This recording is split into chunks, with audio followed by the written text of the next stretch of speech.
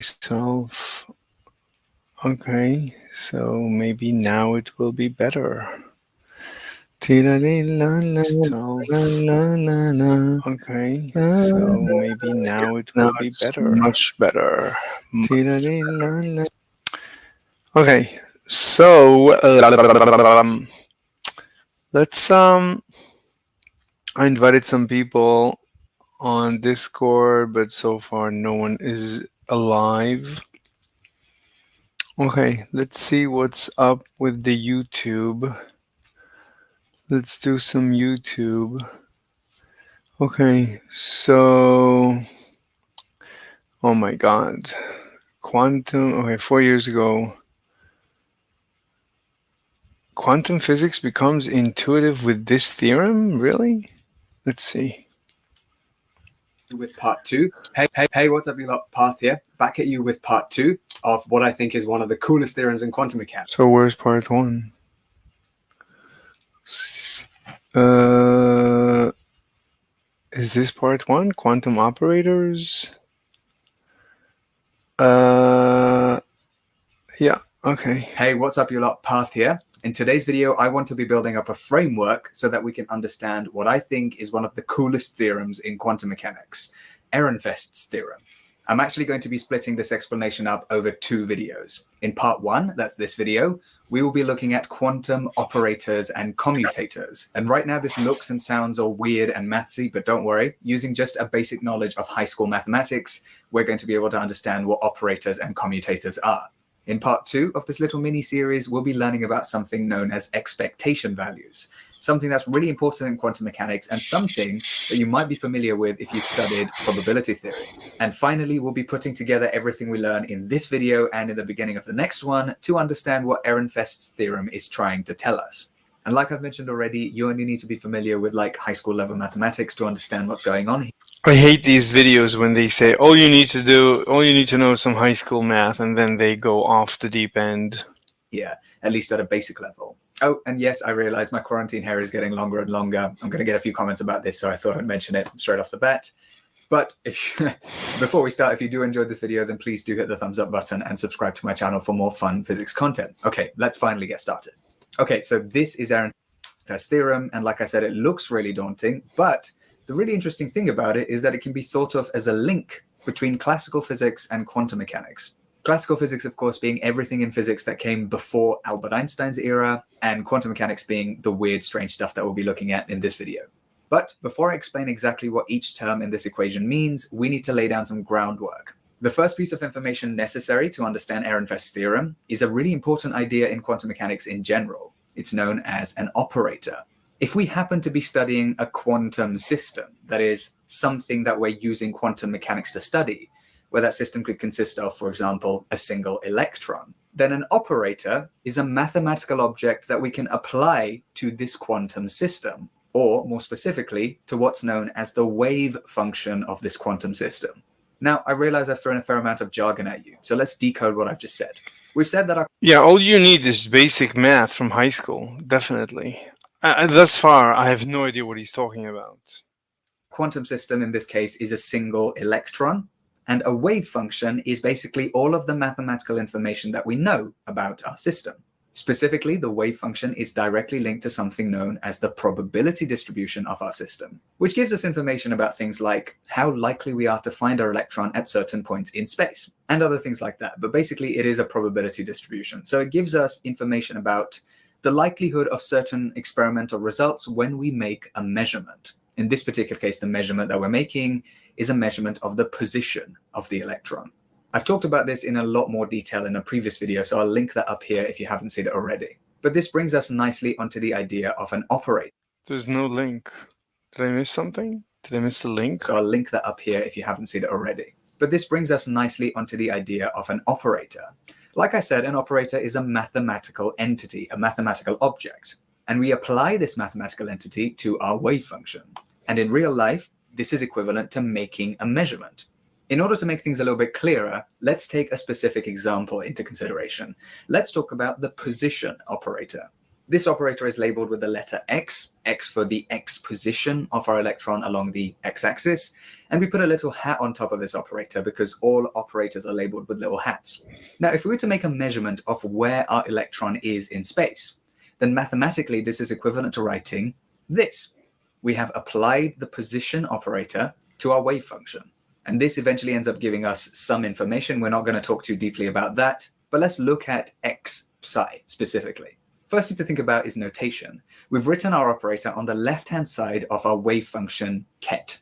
And again, I've talked about kets and bras already in previous videos, so I'll link those up here as well. But every time we see a wave function and then we see an operator to the left-hand side of it, then we know that that...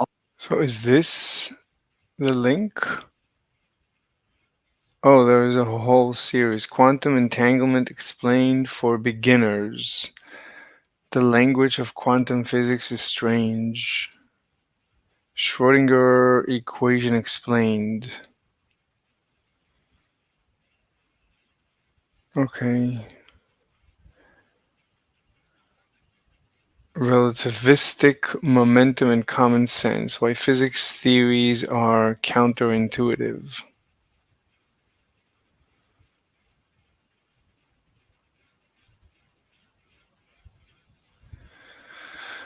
Let's try. I mean, so far I understand. So X hat is an operator that conducts an experiment that finds out the actual X position along the X-axis of the particle of the electron, given psi as the Schrödinger equation that describes the probability distribution of finding the electron when we look for it.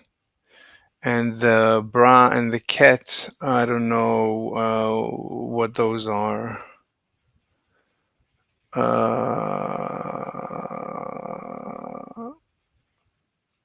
1 second. Oh my god. Okay. I'm here. I don't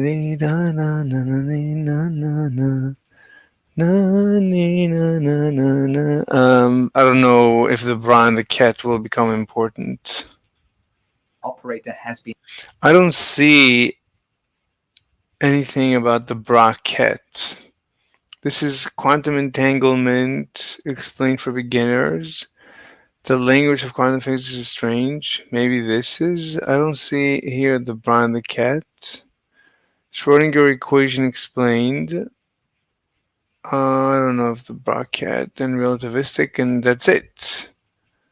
There's nothing else. So I don't know which one. Let's try and understand it. Let's continue. Been applied to our wave function, which is equivalent to making a measurement on us. We see a wave function and then we see an operator to the left-hand side of it, then we know that that operator has been applied to our wave function, which is equivalent to making a measurement on our system. And the fact that we... So a measurement has been made on the system. So this should give us an actual X coordinate, I guess. Write the operator on the left-hand side, by the way, will become important shortly. But at this point, we should really talk about a fundamental difference between classical physics and quantum mechanics. In classical physics, making a measurement is pretty trivial in many ways. For example, let's say I've got a cricket ball. I don't know what you mean by classical physics.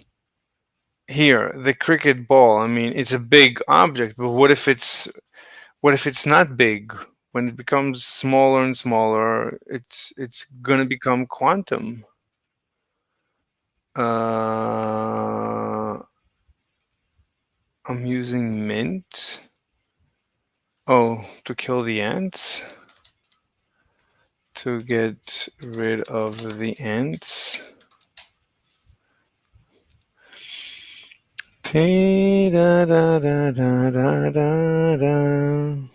We can make a measurement of the position of this cricket ball, no problem. I stick a ruler next to the cricket ball, photons bounce off the cricket ball and off the ruler, and I have information about where... So you agree that there is photons involved, so there is already quantum involvement. So I don't know if there is a clear this distinguishing line between classical and quantum. That cricket ball is in space. Whereas in quantum mechanics, make in many ways. For example, let's say I've got a cricket ball. We can make a measurement of the position of this cricket ball, no problem. I stick a ruler next to the cricket ball, photons bounce off the cricket ball and off the ruler, and I have information about where that cricket ball is in space. Whereas in quantum mechanics, making a measurement is kind of a big deal. Because quantum mechanics tells us, or at least the Copenhagen interpretation of quantum mechanics tells us, that before we make our measurement, there's some probability of finding it here, some probability of finding it here, some probability of finding it here, and so on and so forth. Before we make that measurement, we can only work out probabilities about the location of this electron. And it doesn't just apply to the position operator either. This works for other things, as we'll see shortly. But when So he's showing the double slit experiment result. So he's saying this is the distribution. This is what the wave function tells us is the probability. The purple, I guess, is when he actually measured, he found the particle to be over here. Probability of finding the electron relative to psi squared, right? So this is psi squared. we make a measurement on our system, this results in a fundamental change to our wave function. This is known as the collapse of the wave function. Because before we made the measurement, there was some likelihood of finding our electron here, here. But this is something that happens in real life. In real life, it seems to be that when we don't measure, when there is no interaction, the electron, one second, somebody's here. Hello. Hey, it's Karen. Hey, you're live. Yeah, I know. I see that you're live on YouTube How do you know? How do you see? because you're on YouTube and you're live streaming. Oh, I see. I did not know that. Anyway, how was life? Wait, how did you not know that you're live on YouTube? No, I know that I'm live. Trust me, I know. I just didn't Oh, know. wait, no, this is one of those things where you're trying to do a riddle. Let's see. I never do riddles. Your perception, No. in your perception, you believe that No. you're live. And Yeah, I mean, no, I'm not doing a riddle though. Anyway, so what's up? How's your life? How's life? I just wanted to say so sorry that it's been forever since I've talked to you. Yeah. I've just been so busy with work. Wow. So I'm working over 60 hours a week. why? And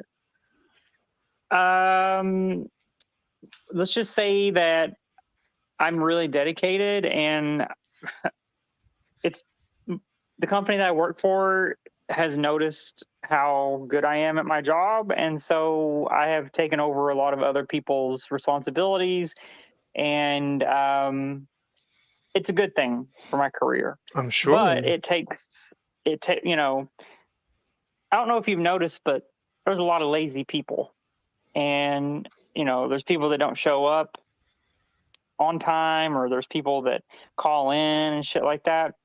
But I'm not one of those people. So, you know, management took notice of this, and I am in a very high position compared to where I was a few years ago. So that has took my time. Let's just put it that way. So I wish I could be on, you know, on YouTube more and hanging out with you and other people, but I just can't, sadly. That's okay. I mean, yeah, I thought that this was the reason. I think this is the impression I got last time. Anyway, so now do you have time or do you have to go? Oh, I have a few minutes. I just wanted to stop by and say hello. I'm actually on a lunch right now. So Really? yeah. So I have a few minutes. I have like 10 minutes, 15 minutes probably. So do you listen to So yeah, go ahead. I wanted to say, so some of your videos I watch whenever I have free time, like at night before I go to bed, because I do find your voice to be relaxing. And that's not, it's for like ASMR I could fall asleep listening to your voice, and it's because you have a very relaxing voice. But so some of the videos that I watch, about Einstein, as you say, his theories and some of those things that you were going over, it got so complicated with that math that I was just when you brought up that one equation that has like 5 lines of math, I didn't know how to follow it. The one equation that has 5 lines, did I write it or did I just show it? You just showed it. Yeah, I mean, I don't know. I mean, it sounds like Einstein's general relativity, Einstein's field equation. I don't know it. Yeah, and I don't know it too, so I got frustrated and I was like, yeah, I don't understand how to read this. Yeah, And so yeah, I need to finish the course. I'm like a third through the course of general relativity, and I got stuck with the math, like tensors. I don't really understand tensors, so I need to get back to that because I really need to figure out general relativity. It's really at the heart of everything. and it's So funny because you didn't feel that way 2 months ago. I didn't feel this way 2 months ago. Yeah, general relativity. It wasn't until after your conversation or your debate with what's his face that you had that Mandibles. revelation. Yeah, mandibles. After, I don't remember what happened. I think it was the biggest revelation was,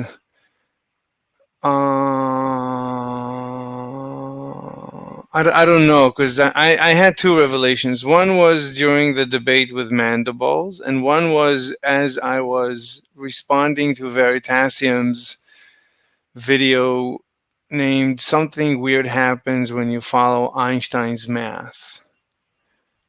Einstein. Yeah, Einstein. So what happened during the mandibles. during the Veritasium was between sessions I sat down and I wrote out the the Newtonian gravitational velocity field equation, which no one does that. Like everyone always talks about Einstein field equation. No one talks about Newton's field equation. So I did that just in order to get the black hole equation, because you can get the black hole directly from Newton. You don't need to go through Einstein, which is weird because everyone says that you need Einstein to get a black hole, but you don't. I mean, obviously you don't. Anyway, so from Newton, I got I understood how an apple falls from a tree, which is something that no one has been able to explain. You can watch YouTube. Many creators have tried to explain why an apple falls from a tree, and basically no one has succeeded. Everyone poops their pants when they try. That sounds gross. Well, yeah. Well, Unless it's a chick. I mean, if it's a chick pooping her pants, then it's not so gross. oh my gosh, you're so crazy. um, so I do miss you. I miss hanging out with you. It's really hard to find such a gentleman. So Thank you, thank you. You're very kind. no, but there's something I wanted to bring to your attention, and Yeah, don't laugh. By the way, your mic is awesome on YouTube. I don't know what you've upgraded your microphone. I can tell of course. Yeah, I spoke about it extensively. Yeah, it is absolutely the clarity is I fantastic, know, I know, fantastical. I know.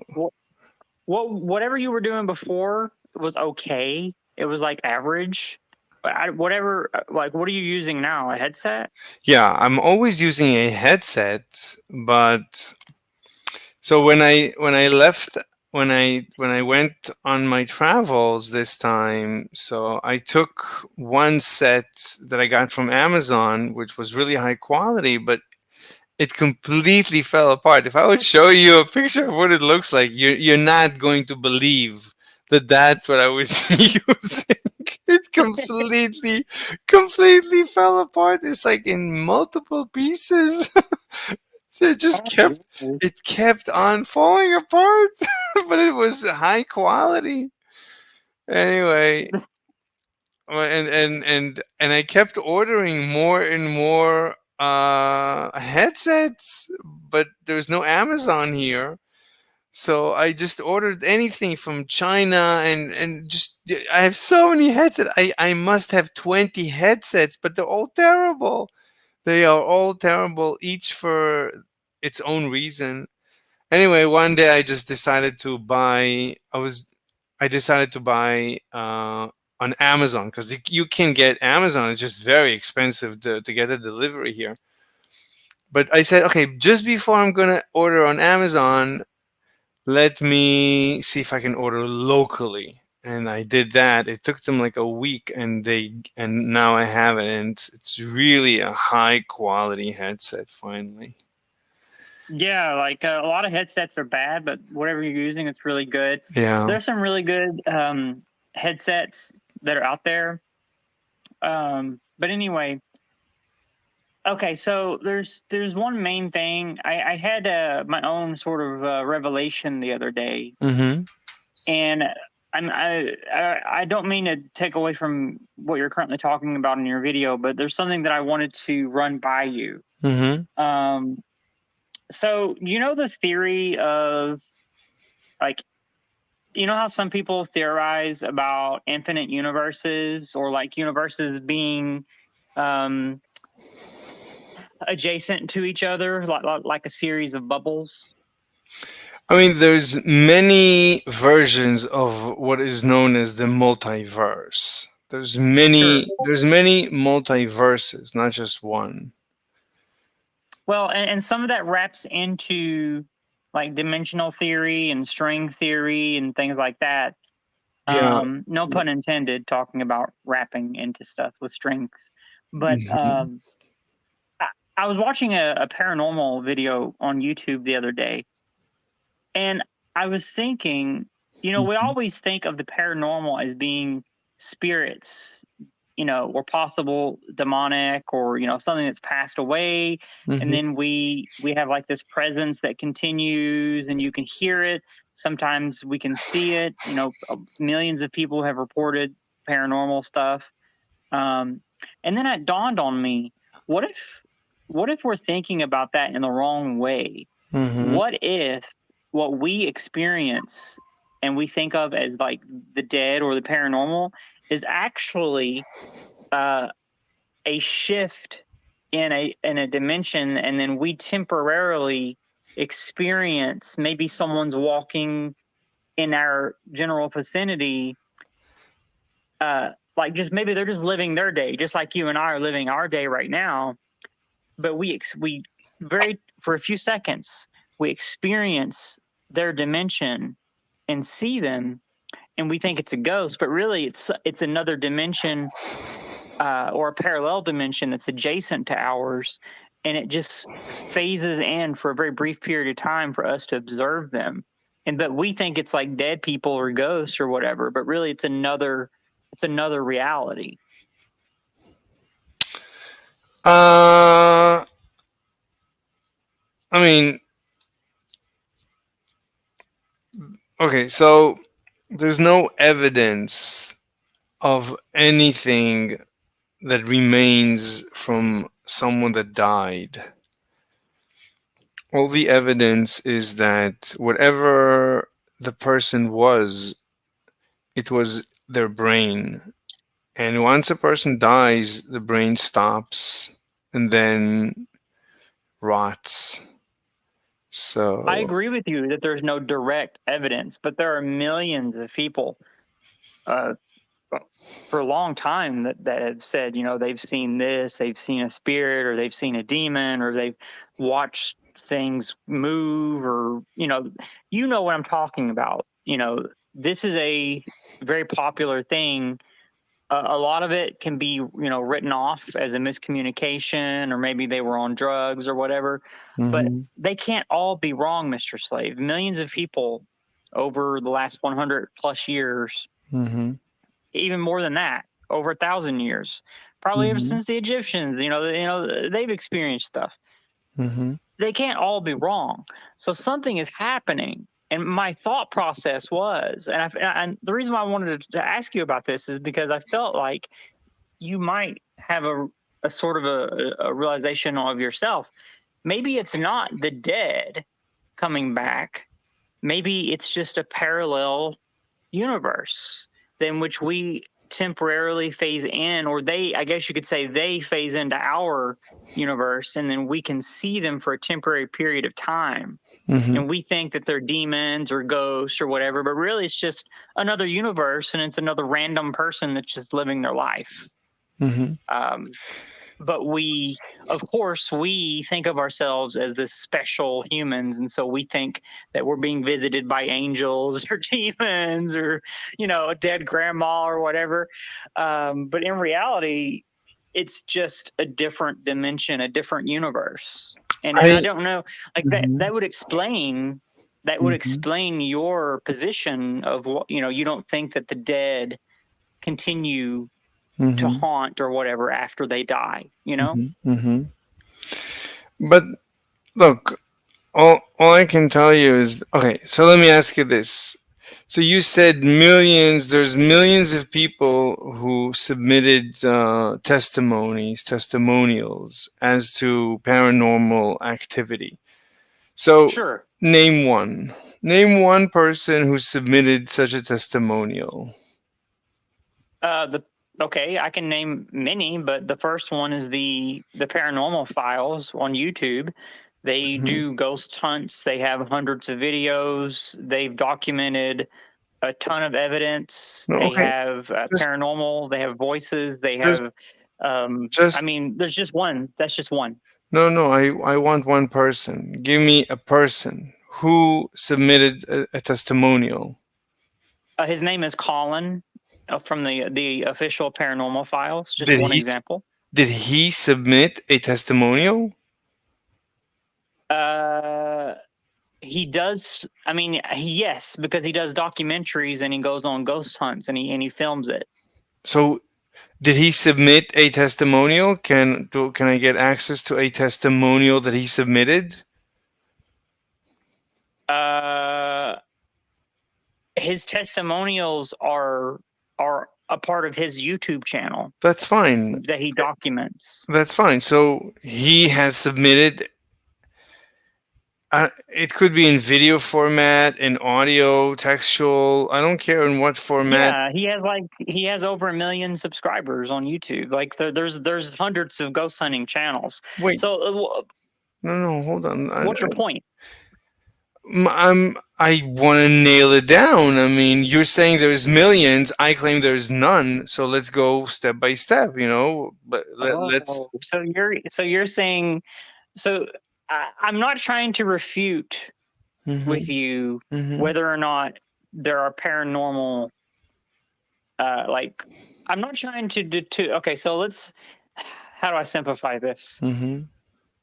I don't want to get into a semantic debate with you about whether there are ghosts or demons or angels. That's not my intention. I'm not over there. I'm just looking at the testimonial. I'm just looking at, right? That's all I have right now. You're making a claim that there's millions of testimonials. I claim there's not even one. Let's go one by one.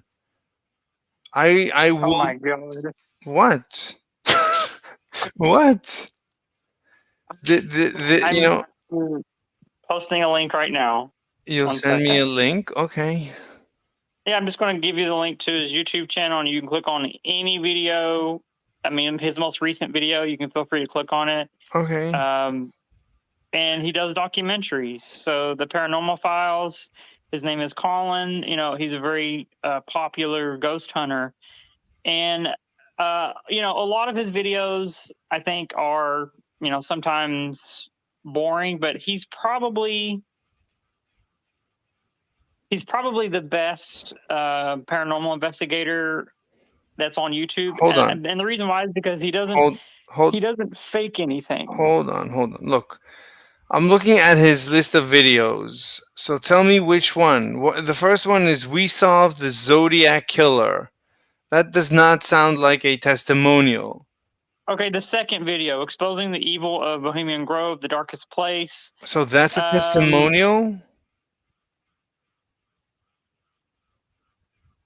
So you keep saying testimonial. I Like, need what him do you to mean by I need him to testimony? I need him to tell me what he experienced. I need to hear his exact experience. On this day at this time I saw this. I need to hear him say it. On this day at this Okay. time I saw this and that and so on. What did you see? Let's start from, from just imagine we're that he is submitting a complaint at a police station. Right, the police are No, going to I ask. understand.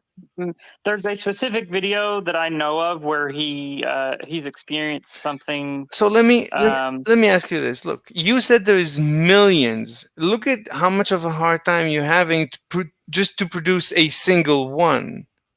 But I'm with you. I'm just claiming there is not a single one. There's certainly not millions, but there's not even one.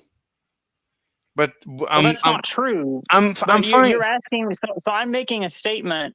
I mean, it's very obvious, given how popular the paranormal videos are on YouTube, that there are people that not only like to watch it, but they believe in it, That's fine. and they are entertained by it, and they. So for you to be like, oh, well, I can't find one. Well, I'm getting ready to go back to work. I don't have people lined up to give testimony to you. And This isn't a courtroom, Mr. Slave. I'm trying to make it like a courtroom is just a procedure, a very procedural place to find out the truth. That's what a court is.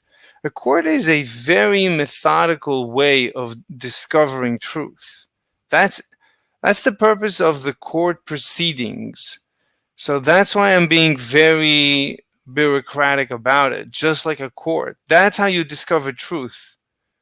If you're interested in truth, then you follow this procedure.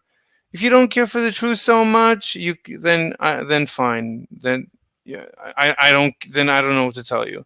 I care about the truth, so I'm very methodical. When someone says something, okay, let's check. Let's check if it's true.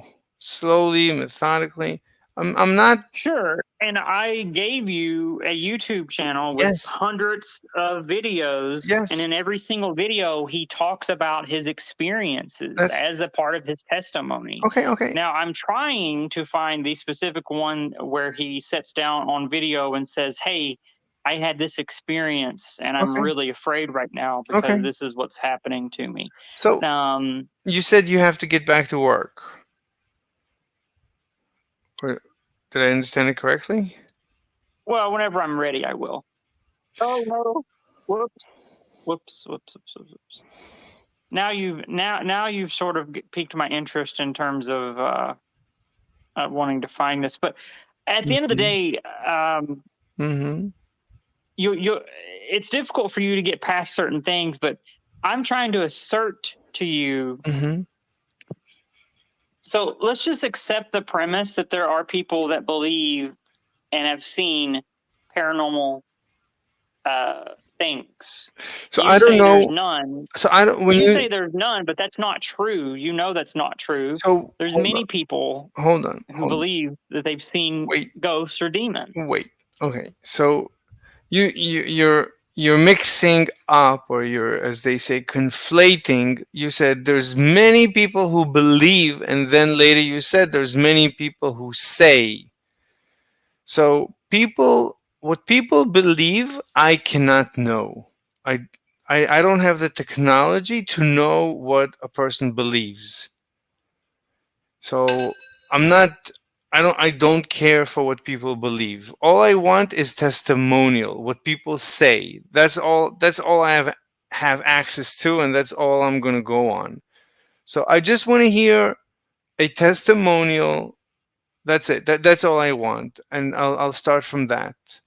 Now, it could be that such a testimonial exists and a person actually experienced something, and now then at that time we would start analyzing it critically, like, okay, so he says that he saw this and that.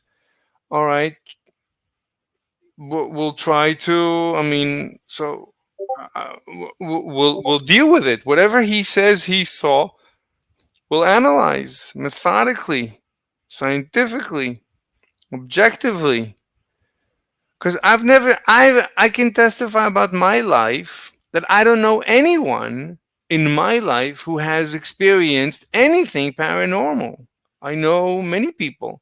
I've never heard of anyone who experienced anything paranormal. Okay, so I can't find the specific video of Colin giving his testimony. He might have deleted it because it was very crazy, but Colin had an experience where a woman who looked like a witch You don't know. basically You paralyzed him, let me. I'll just and let me just. Okay, so you don't know. You just said colon. Repeat what you said. so you're trying to retort, and you don't even know what I said. Colin gave a testimony on YouTube Mm-hmm. saying that a woman who looked like a witch Mm-hmm. went into his room and her mouth opened like 2 foot wide, Mm-hmm. and he was completely paralyzed, and it was just crazy. So, and also I just linked to you on BuzzFeed. So Mm-hmm. this is like 19 people sharing the testimony of their house being haunted, and each person is sharing their testimony. So this is like, it's not difficult to find people on the internet who Mm-hmm. are sharing their testimony of what they have observed. That's not the argument. What I'm trying to do, Mm-hmm. and you can't get past this for some reason, but I don't know why, but what I'm trying to do is trying to figure out, is there another possibility besides it being like paranormal ghost or angel activity? And you can't even get to the point where you acknowledge that people have even had an experience, because nobody's ever talked to you about it in your life. Uh, I mean, we can get. I mean, it's fine to. I, I mean, look, we can hear, we can listen to someone's testimony about his experience, and we would analyze it. And what you're saying, as we analyze it, we now have one more option, that is an extra dimension, that whatever that person experienced, we can also explain it using some parallel universe or something. Correct. That's what I'm trying to get at. I understand. I understand. Okay, good.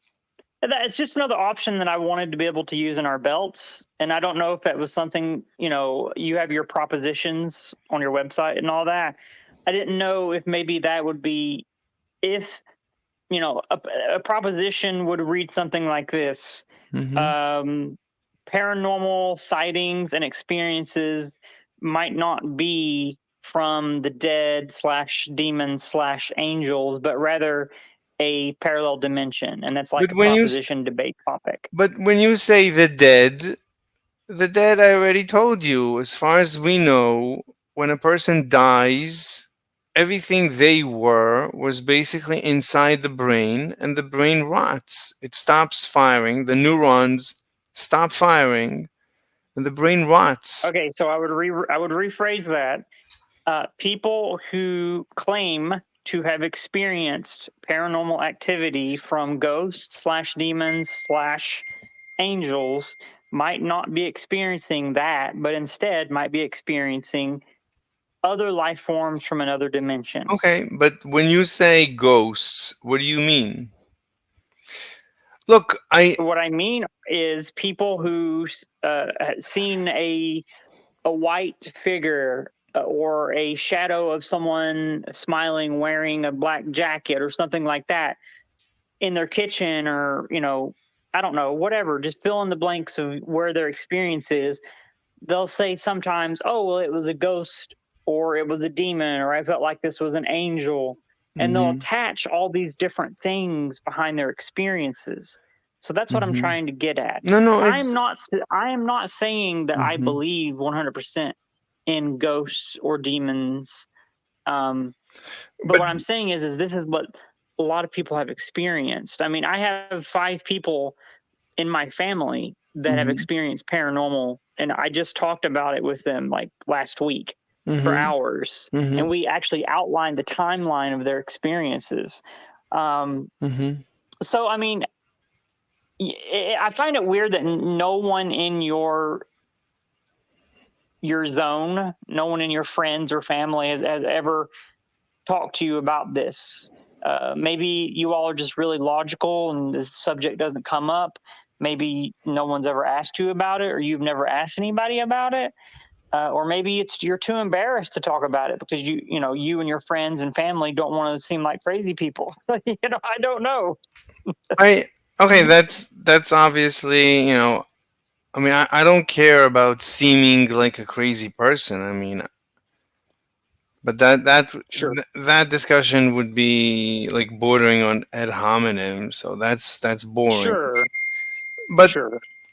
look, um, when you say ghost, like all you're saying, I asked you what is a ghost. You said a person wearing white.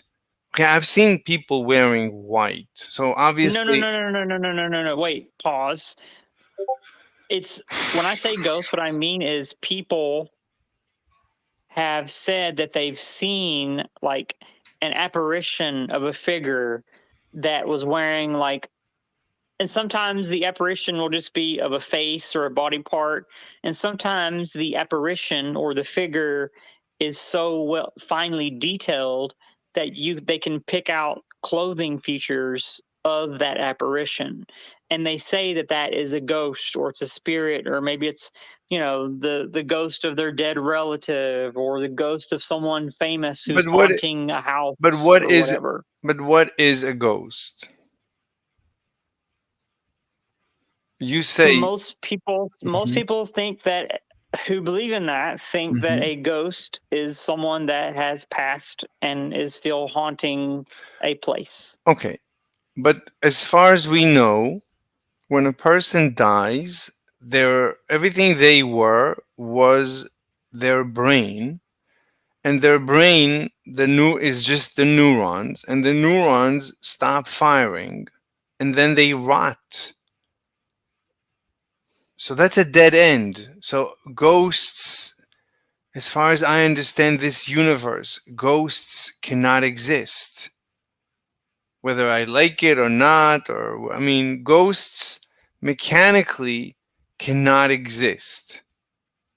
Uh, so, So, mhm. am I correct in assuming that you have no religion, you're atheist, and you don't believe in a soul or anything like that because there's no evidence behind any of it? So I used to belong to different cults, and I used to be extremely spiritual. But Hmm. even at my most spiritual state, I did not believe in ghosts. Even in my most spiritual state, I did not believe. What about demons or angels? Just barely. Just no demons. Just maybe angels. Just God. A very. See, that doesn't make sense to me because Mhm. an angel can be a good thing or a bad thing. And an angel that is considered bad is mostly demonic. Like, for example, Lucifer, which we say is the devil, but really Lucifer is a fallen angel. Um, I never. you know, I did not belong to such a cult. I So understand. I so understand. What about souls? Do you believe in souls at no, all? Like, do you believe that when you never, pass? never, Okay, never. I never believed in so that. this is the reason why it's difficult for you to arrive at a assumption of paranormal is because you believe that we're just meat sticks, and whenever the meat sticks cease to function, uh, I mean, but the meat sticks but just stop moving and but nothing but happens. you agree that certain people have certain psychological disorders, and it can easily be traced to some dysfunction, some neurological dysfunction in their brain. Oh yeah, 100%.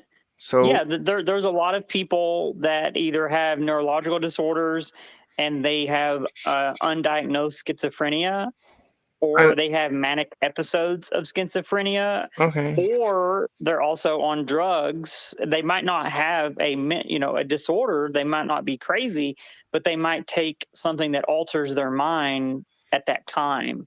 So I hmm 100% yes, okay, but that doesn't explain all of it, because there's people that's never done drugs and they have master's degrees and PhDs that have also had paranormal experiences, and they are not mentally deranged. They don't do drugs. There's pilots that have experienced paranormal as well as alien. They've experienced UFOs. They've seen UFOs. So I don't mean to start talking about aliens, but I hate to group that in, but there are people in positions of authority, which I know you hate talking about that because hmm you don't want appeals to authority.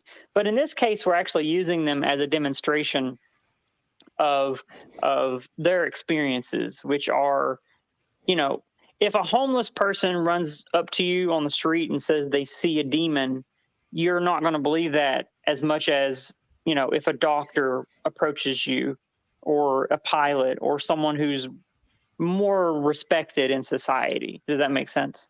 sure, but But but no, like I mhm, don't know.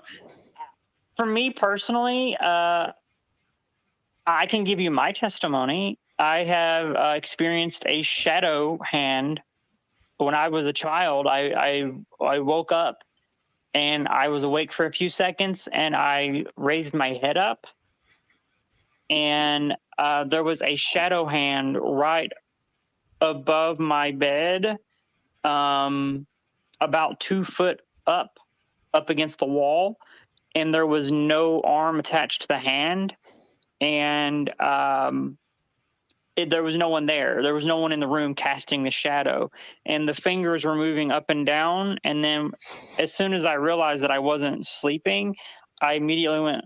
I gasped for breath because I was in shock. I went like this. I mhm, was like, and then as soon as I did that, the hand. It was almost like the hand heard me, and then mhm, like did this thing where it's kind of reacted really quickly, and then it wiggled its fingers really, really quickly and then disappeared upward like smoke. mhm. And I How cried for about 3 hours until my dad told me to stop crying or he would whoop me with a belt. how how So old? I have experienced, I was like 10 or 11 years old. I remember it like it was yesterday. I was not on drugs. I believe I'm fairly intelligent. I don't have schizophrenia. I haven't seen a shadow figure since. So that's my testimony. I've seen shadow hand. Uh, it was weird because it wasn't attached to a person. Okay, I mean, um, I don't know what to tell you. I mean, so so See, and you, this is my argument. You ask for testimony, and then when I give you a testimony of myself or other people, you'll just say, "Oh, well, I don't know what to tell you. There's no evidence behind your testimony." So, like, these are the stages that you go through in your debates, Mr. Slave, is you ask for evidence, and then when they give you evidence, you go, "Oh, well, I don't know what to tell you." I mean, in court, first you submit your testimonial, your affidavit, or whatever you call, whatever they call it, Sure. and Definitely, then yeah. and then you get cross-examined on it, and it's not the end. Just the testimonial is not the end all and be all. That's the beginning. I didn't ask Sure. for it because if you gave it to me, then I would submit. I just said, let's start a procedure. Let's figure this out slowly, meticulously. So, okay, do you want to discuss this experience that you had? Or do you, I can, but I don't think that it'll be productive because in this case, that experience that I had is obviously so. In my opinion, I feel as though something. It did not feel like it was a good experience. It felt like it was very secretive. Whatever it was, it thought I was asleep, and I woke up early or whatever. And the fact that I woke up early was surprising to whatever it was, and it was like, holy fuck, I got to get out of here. This person's awake and is now reacting to me. Um, I don't feel like that's a positive thing. I feel like if it was an angel, um, I would be aware of it and I would feel its warmth and its comfort and its love. But I felt more like it was a secretive thing, what do and you I mean? felt like it was more of an evil thing. So, and I think that goes beyond the theory that I'm asserting to explain some of the stuff regarding, alternate or parallel dimensions. Uh, I can discuss, obviously, but I, my particular experience, I think, was not a alternate dimension experience. I think that was a demonic experience. Um, what do you mean demonic? What's your definition of demonic? Uh, I think that was something from a. I'm Christian, so I feel like that was a an evil influence from demonic activity that was attempting to do something to me while I was asleep. What's I your don't know if they're trying to cast a spell or influence me or take over my body, or there's all kinds of different scenarios. I've looked into shadow people. There's a little bit about it on the internet, but it tends to be really difficult to find accurate information on shadow people. Um, so, you know, I don't really talk about it a lot because most people haven't had an experience like that. Some people, they might see a ghost or something might move or something like that, but most people don't see shadow people above their bed against the wall, like with a hand and stuff. Like okay? it's a, you know. But anyway, if you find this to be boring, you can go back to your YouTube I thing and I'll read. literally just fell asleep. So hold on. Did you? Yeah, because okay, so let's maybe. I mean, let's turn this more into a ping pong discussion because because you're like a little bit monologuing, and I mean, for me, it's difficult. Um, Okay. so let's try doing a little bit quick cross examination. All right. I think part of your problem, Mr. Slave, is you don't know how to actively listen, which is why when you debate people, they get frustrated. Yeah. Um, you don't actively listen. You just sort of go through your points, and then if they don't agree with you, then you just fall asleep or whatever. No, And no, I think no. that's an issue you need to work through, and that's not necessarily my fault. It's yours. You need to be a No, better active listener. no, no, So no, no, no. You need to stop monologuing because it's killing me. Because like when you monologue, it's like you said the ASMR. Like my voice is the ASMR. Your voice is also ASMR. You putting me to sleep.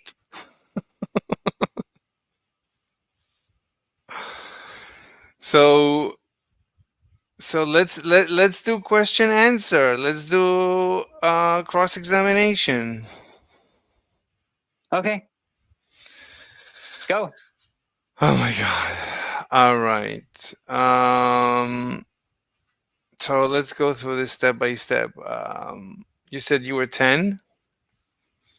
10 or 11. Okay. Can't remember the exact age. Okay. Do you,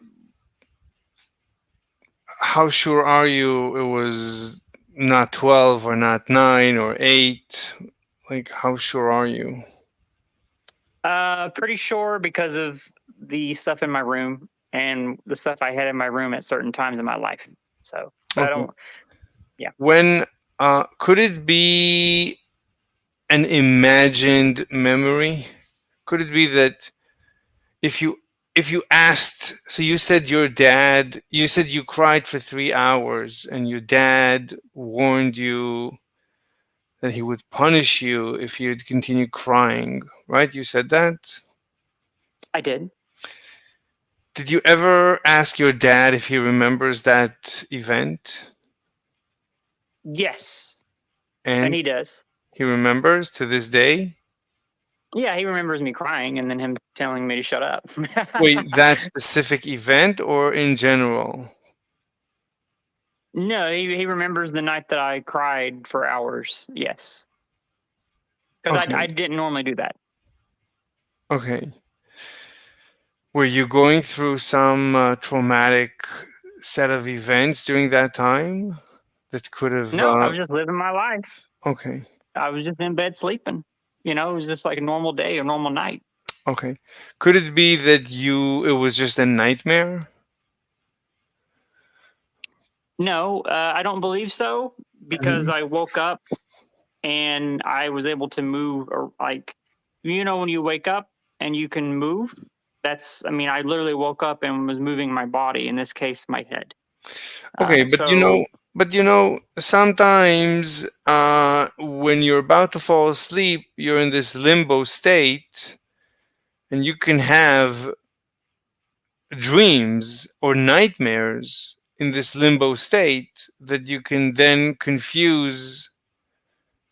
I mean, in general, you can easily confuse a dream with reality. Some dreams are very real.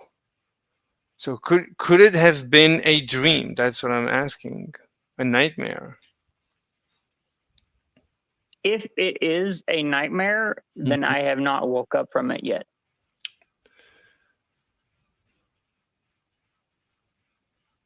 Mhm. Because I literally, if it's a nightmare, then I'm still living the nightmare because I have not. Okay, What I'm telling you is I I woke understand. up I understand. and I have yet to wake up after waking up from that experience. I understand. But this is many years ago, so could it be that you're misremembering? Maybe you actually woke up, you just don't remember waking up. Um, it's difficult for me to say that I'm misremembering because I can describe everything about the room, the lighting of the room, This and is everything. this has nothing to do with it. I mean, I'm saying everything you remember correctly. You just don't remember that it was a dream and you woke up from a dream. That part you just don't remember. Well, Could it? most people don't remember their dreams, first of all. And most people, if they remember their dreams, they only remember them for a few minutes after they wake up and then they forget their dreams. So for me to be as old as I am now and still remember it in detail, vivid detail, Mhm. is weird. I have a memory that I told my father about, and he said, "Are you out of your mind? That never happened." And I told him, "Are you out of your mind? Of course it happened." So he said, Mhm. "Let's call your." So in this memory, everybody, the whole family was there, and he embarrassed me in front of everyone. He said, "Let's call everyone one by one. Let's ask if anyone remembers this." At that point, I realized it must have been a dream and it never happened. No, it might have not. Come to think of it, maybe it did happen. I honestly don't know. But for him, it was like, "Are you out of your mind?" He said, let's do a phone call. Let's call everyone one by one." And anyway, either way, either it did happen or it didn't happen. Um, So I don't know. Um. So okay. So let's say could it have been that you just imagined something, with the shadows and the dark? Sometimes you see things in the dark, right? Um, in this particular case, the hand was very vivid. It was very clearly a hand.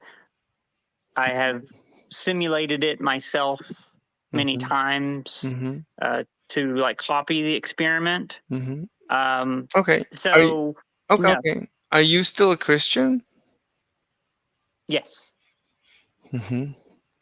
So you think it was demonic slash evil? I think that it was either demonic or it was alien activity. I don't know what shadow. I don't. What we say shadow people are. I don't know. I So don't know what they are, so what I do you mean couldn't tell you. shadow? Wait. So what you saw was a hand, a human hand? Yes, it was. It was a human hand with fingers, and it was moving up and down. Its fingers were moving up and down like it was casting a spell. Just a hand? It was a detached hand? Yeah, I literally said that. See, you're not a very good active listener. I Hold and on. I said it Hold was on. just a hand. There was no one Hold attached to the hand. hold on. So it was levitating. Correct. How? It was a By levitating shadow against the wall. So this is a violation of a law of nature, that we know there is gravity. Things don't levitate. Well, what was casting the shadow in my room with no one in it? I don't know, but I mean, you're asking me for in all of human experience, we don't have any recording of a violation of the law of gravity. Nothing has ever evaded the law of gravity ever in the history of all humanity. There's no recording of any experiment that was done where gravity was violated. Apples always accelerate towards the ground. No one has ever let go of an apple and the apple failed to accelerate towards the ground. So Well, I mean, airplanes levitate by propulsion. yes, Um, but they don't just so I levitate. mean, I I don't mean, know the method by which the hand was off the ground, you have to but it explain. was there. You have to explain it. So you Well, next time, it's been over 30 years, so or not 30 years, but it's been a long time. So next time I'll have a conversation with it, Mr. Slave, and you're I'll say, asking me. Mr. Slave would like to know. So you're asking. I mean, look, I happen to be researching, the phenomenon by which apples accelerate towards the ground, and here you I are just think telling, you're hungry. You're just hungry for apples. That's what it is. and here you are telling me, yeah, that's actually not a law of nature. It's possible to violate it. So I never did those words come out of my mouth in this so how conversation. so how did it levitate? You're saying it's a detached hand. How can a detached hand just levitate against the law of gravity? Have you considered the possibility that it wasn't just a detached hand, but Namely, I couldn't see the rest of the figure? But perhaps it was using cloak technology and it was only able to show its hand and I couldn't see the rest of its body? okay. So you're saying you think it was an alien or a demon? Yes. Okay, so what is a demon? Uh, a demon is something that comes from obviously theology and Christianity and other types of religions explaining demonic activity and Lucifer Morningstar. Lucifer, morning star. Hmm.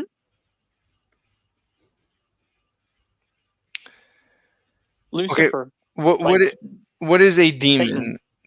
Okay, what is a demon?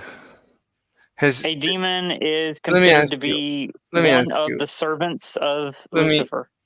let me ask you. So, do we have any scientific evidence? Has anyone ever recorded a demon? Has any does any Do Uh, we have any scientific evidence of a demon? there are lots of claimed recordings. Some of them are on YouTube. But do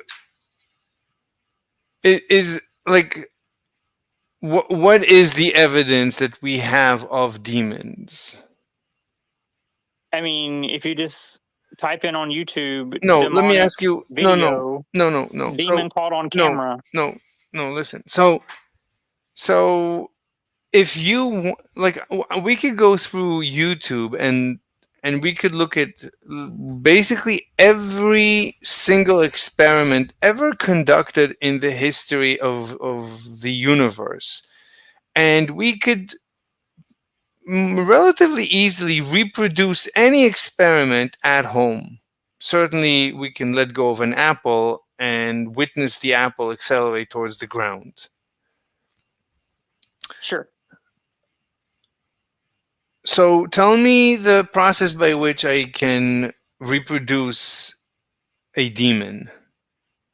I'm not a shadow person or an alien or demon, so I don't know how I can tell you to So, reproduce that. so as far as I'm concerned, it's not reproducible. So, it's not scientific. So, Yeah, but your reality and your experience is also not reproducible, and you, hmm? Mr. Slave, cannot explain how you even exist in the first place. So having this idea that you can't explain it is not enough to support the conclusion that it didn't happen.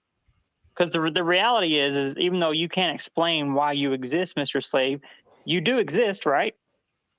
I don't want to. Yes. I don't want to change the topic right now. So right now, No, I'm not using a fallacy, Mr. Slave. I'm using an example of how you can't just conclude that it didn't happen based on a lack of evidence, because you don't have evidence of how we exist, but yet you know that you and I are talking somewhere in reality somewhere right now.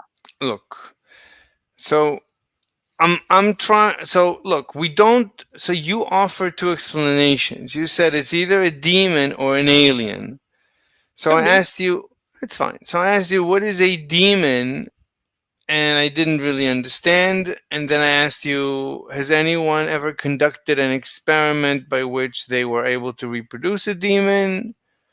And then I said, okay, there is. Well, you no. What you say you didn't understand is me answering your question. No, no, You asked what a demon is, I and then didn't you say. asked, what does a demon do? I And then didn't. I explained to you Lucifer, and then you just moved on. Like you didn't. I'm answering your questions, but you're Yes, just yes, not acknowledging my yes, answers. yes, yes. I didn't. I didn't deny that you answered. I'm just saying, my during my cross examination, my question was evolving, and Okay. the final evolution of the question was, how would I reproduce a demon at home? And to That's that reminds me of the movie Ghostbusters. But if you I find don't know that, why. but if you find that laughable, then you understand that that's No, how. what I find laughable is the idea that you think that you can just lab experiment Why my not? experience, which Why was not? my experience was terrifying and life But altering. It why? changed the way that I see But things, and you think that why? you can just But do a lab why? experiment on it. Yeah, why not? I mean, if you think it really happened, then it should be reproducible. That's the first thing that we should try. The first thing we should try is to reproduce your experience. Why is that laughable? I don't understand. Why is that laughable? Because of the gravity of the lack of knowledge of what it was. So like I don't know exactly what it I was don't know. I or don't how know. powerful it I don't was, know. I don't know. and we I can't we I can't I I can't hold on. reproduce Hold something on. that I don't Hold understand, on. Mr. Hold on. Slave. Hold on. Hold on. I don't know how apples fall towards the ground. I don't know. But Yeah, I and can you don't know why black holes exist, but I can but you know they're reproduce there. apples falling. I don't know many things. I don't know how an iPhone works, but I can reproduce an iPhone work. I don't know how a laptop works. I don't know how my heart beats, but I can reproduce my heartbeat. There's many things I don't know how they work. Most things I have no idea how they work, but I can reproduce them. They're reproducible. Once they're reproducible, I can start studying them. Now, this thing you're telling me a one off event from a long time ago that has many alternate trivial explanations. And when I ask you to reproduce it, you laugh. You find it laughable. So I don't know. I'm trying to take your testimonial seriously, and you're finding my attempt to take your testimonial seriously laughable. And this is just one option. So it could be a demon which you find laughable. All right, let's go with the It's not that alien. I find no stop. It's not that I find it being a demon laughable. I find your approach laughable. Why? Why do I'm you laughing at find your approach why? Why? because your approach is so scientific that Yeah, it doesn't exactly. take into account the human experience in reality. Namely. Namely, we Mhm. can't define or reproduce everything that we experience, Then, but it still happens. well, you have to forgive me because I have so many alternative explanations to the But I do not forgive you. You are not forgiven. well, it's a rhetorical request. I know, I know. I know. You're like, it's like you're not forgiven. So, so at the end of the day, I'm not going to be able to reproduce this with you, Well, and I don't want to. I got to be honest with you.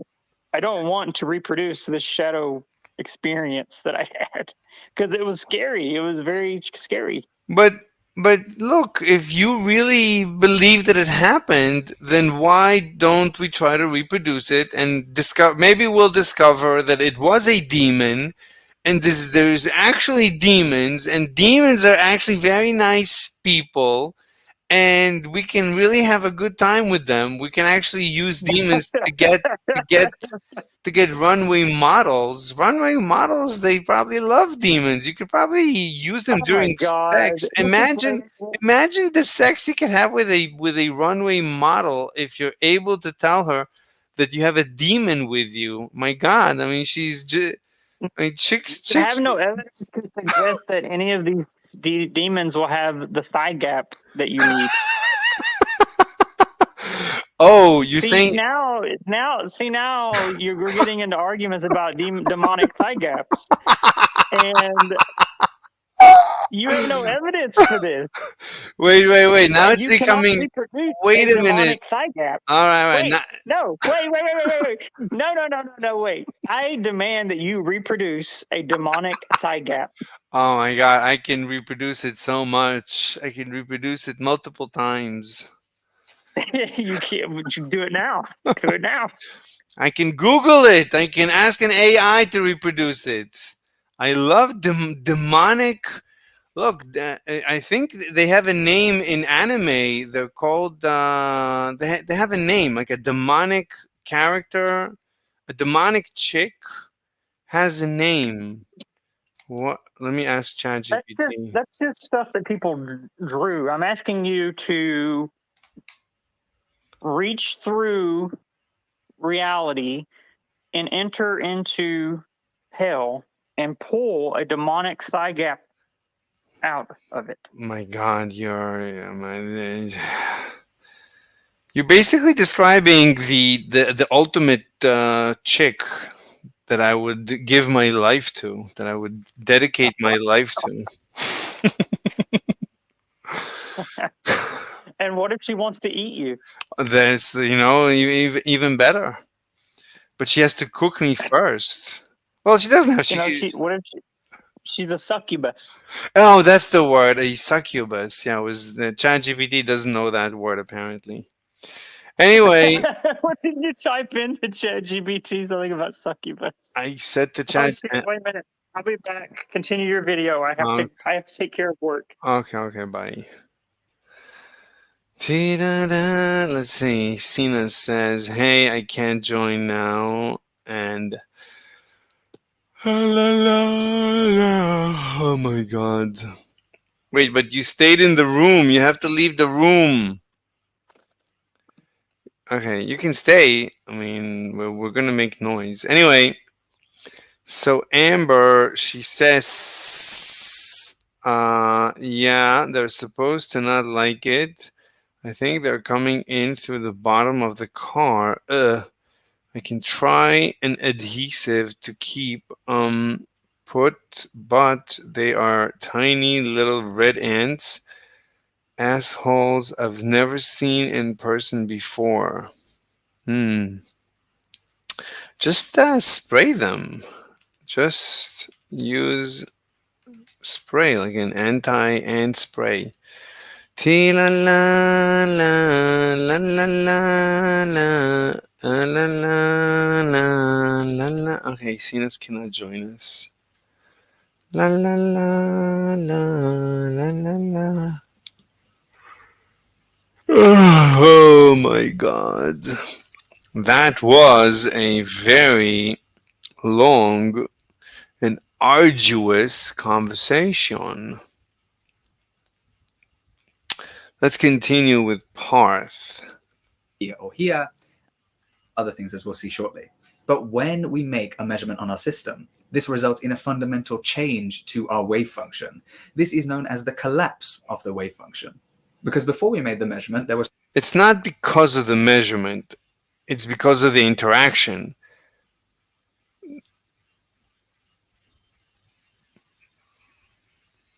That's what I would have to assume.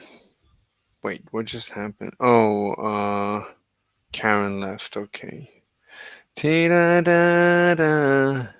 some likelihood of finding our electron here, here, or here.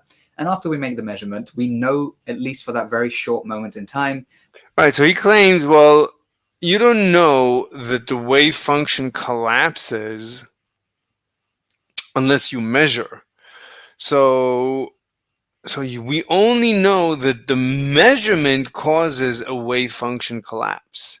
But I would say that it's not the measurement, it's the interaction. Like let's say you measure the particle once, twice, three times, four, five, six, 10, 100, 1,000 times. And then on the 1,001 time, you measure. I mean, you interact and you use the device to measure. You have a detector, but the detector, the electric wire connecting the detector to the display is severed. So you don't know what the result was. You fired an electron and you never got a detection. But as far as you know, the electron must have hit the detector somewhere. The wave function must have collapsed somewhere. Even though you didn't go through a measurement, because the detector failed halfway through conducting the measurement. So this is the old adage: does a tree falling in the forest make a sound if no one is there to listen to it? So the answer is yes, because that is the definition of reality. Reality is there whether we are there to notice it or not. That's also called permanence, object permanence, or peekaboo. that electron is in one specific place. So the wave function has fundamentally changed. And this is because the probability distribution has changed. It's important to note, though, that I'm not saying that the electron itself moves or collapses in any way. What I'm saying is that the wave function of the system changes, and making a measurement is what caused that change. So making a measurement has genuine consequences for our system in quantum mechanics in a way that it doesn't in classical physics. When we make a measurement for the position of our electron, But you're saying that your system is the wave function, but then you're saying nothing changed about the electron.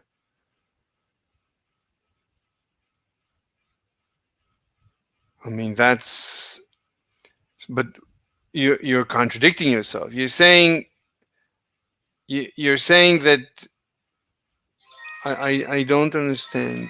I don't understand your terminology.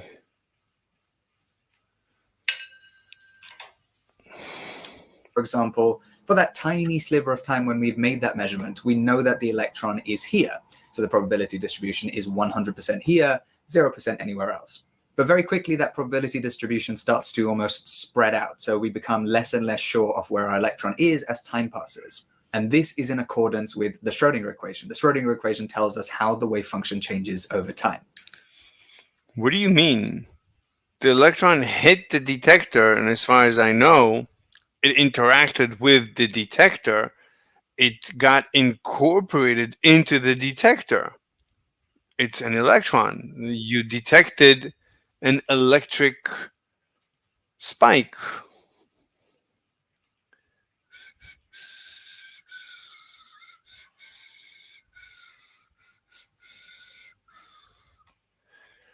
La la la la la la la la.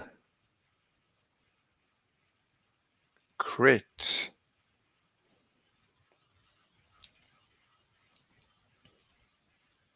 What is this one?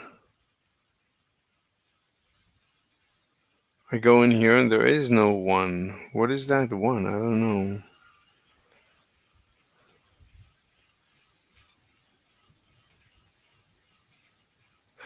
So I don't know what you mean. Like the electron now disappeared after it hit. And what does it say here? Hey, look. But actually make Operator acting on wave function. that the electron is here. So the probability distribution is 100% here, 0% anywhere else. But very quickly, that probability distribution starts to almost spread out. So we become less What do you mean almost? anywhere else. But very quickly, that probability distribution starts to almost spread out. So we become less and less. What do you mean almost?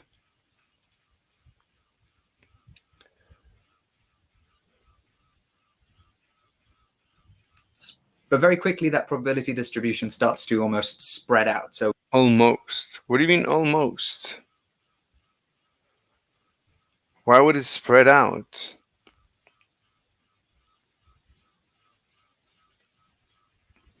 Okay. Like you measured it at one place, but after that you don't know where it is.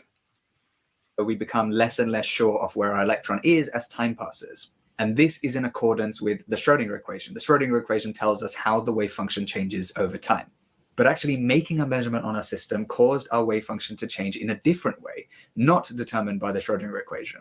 Now, you should realize that I've skimmed over a huge amount of detail when it comes to talking about making measurements on quantum systems. The most important thing for us to know here is that making a measurement has real consequences on our system through the wave function.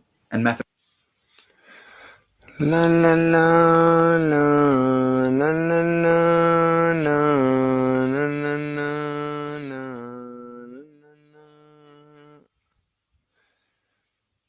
la hi. Streaming. Want to join? In general, VC.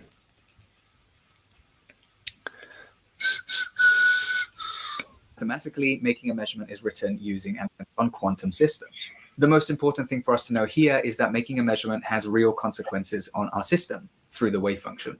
And mathematically, making a measurement is written using an operator on the wave function. And we've talked about the position operator already, but a couple more examples of different operators are the momentum operator P and the Hamiltonian operator H. Now, the Hamiltonian is the big boy in quantum mechanics. You'll see this written everywhere. You'll even see it in the I don't know what the Hamiltonian is. Schrödinger equation. And this operator, in most cases, is actually the total energy of the system operator, because it accounts for kinetic energy and potential energy. Again, not super important for us here, but it is good to know about the existence of the Hamiltonian, because it's going to crop up later. Side note, by the way, here's an exercise for you.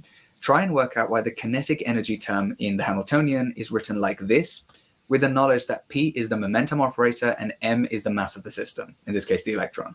So we've seen that. I mean, P is mv, so it's m squared v squared. M squared divided by m is m, so it's mv squared. So this is 1/2 mv squared.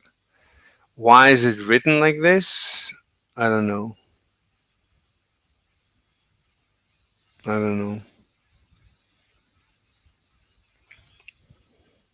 What do you mean momentum operator? It's just the momentum. How is it an operator? The momentum operator and M is the mass of the system, in this case, the electron. So we've seen that making a measurement has a fundamental impact on a quantum system. But before we go any further, there is something I should clarify. When I talk about making a measurement, it's not the existence of a conscious being that's making a difference to our system. It's actually the interaction between our system and whatever we use to measure it. A lot of people like to very heavy-handedly talk about the importance of a conscious being to quantum mechanics, but this is a very subtle idea. The act of measuring is very, very important, true. But the existence of a conscious being doing the measuring is not really what we make it out to be. There are a lot of very clever scientists working on this topic, and it's not as simple as saying we are conscious and therefore everything in the universe exists because we are there to observe it. Anyway, let's come back to talking about operators and the application of operators to quantum systems. Because we've seen that making a measurement can fundamentally change the behavior or properties of a system, making two measurements is even less trivial. It's even more complicated because now the order in which we make these two measurements matters. Going back to classical physics, going back to our cricket ball, let's say we were to measure the position of our cricket ball first, and then we were to measure its momentum. Right now, its position is x is equal to 5 from our origin, and its momentum is 0. But if we were to measure these two quantities the other way around, momentum first and then position, then we'd still find that momentum is 0 and position is x is equal to 5 from the origin. Okay, I don't know where he's going with this. This is really boring. Let's start over. Let's see any interesting notification. Polaris Dawn is home, but was this a spacewalk? Mm-hmm.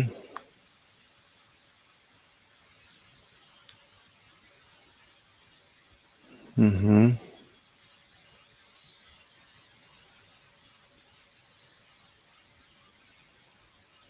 Mm-hmm. Military show. Okay, there's nothing.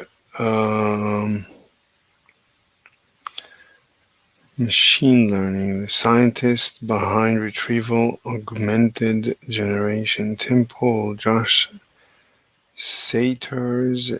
Gender transition is exposing the woke left's hypocrisy. Oh, Tim Pool's dad.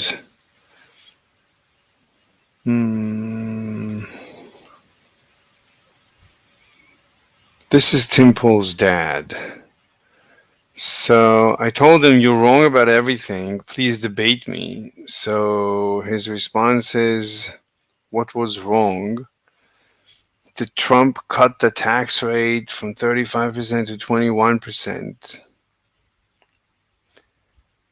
So I told him, you might be right on the facts also about spelling and grammar, lol, but you're wrong about the fundamentals. Debate me. It will be fun, I guarantee. So he goes, you said you're wrong about everything. Now you say you might be right on the facts. So I told him, I also said you're right on the grammar. For some weird reason, you neglected to mention it. Why don't you just debate me? I promise to be forthcoming. So he says, this channel is not about spelling and grammar. It is about facts. All right, whatever. Boring. Uh, let's make maybe it's a 6 minute. Maybe we'll do a response video and just tell him to watch it. Good morning, everybody. Hope your day is going well. My words, opinion, perspective. All right. Subscribe, like, ring the bell, bang a gong. Let's build something together. All right. Quick history lesson today, folks. First time I ever heard of Donald J. Trump. 1980 Newsweek article. Biggest debtor in America. $2 billion in the hole. But maybe that's why he gave a tax break from 35% corporate tax break to 21%, because he doesn't understand how debt works. How does debt grow? Well, Okay, I don't know how to begin responding to this. I mean, this is a complete nonsense burger. So this background story is completely irrelevant. subscribe, like, ring the bell, bang a gong.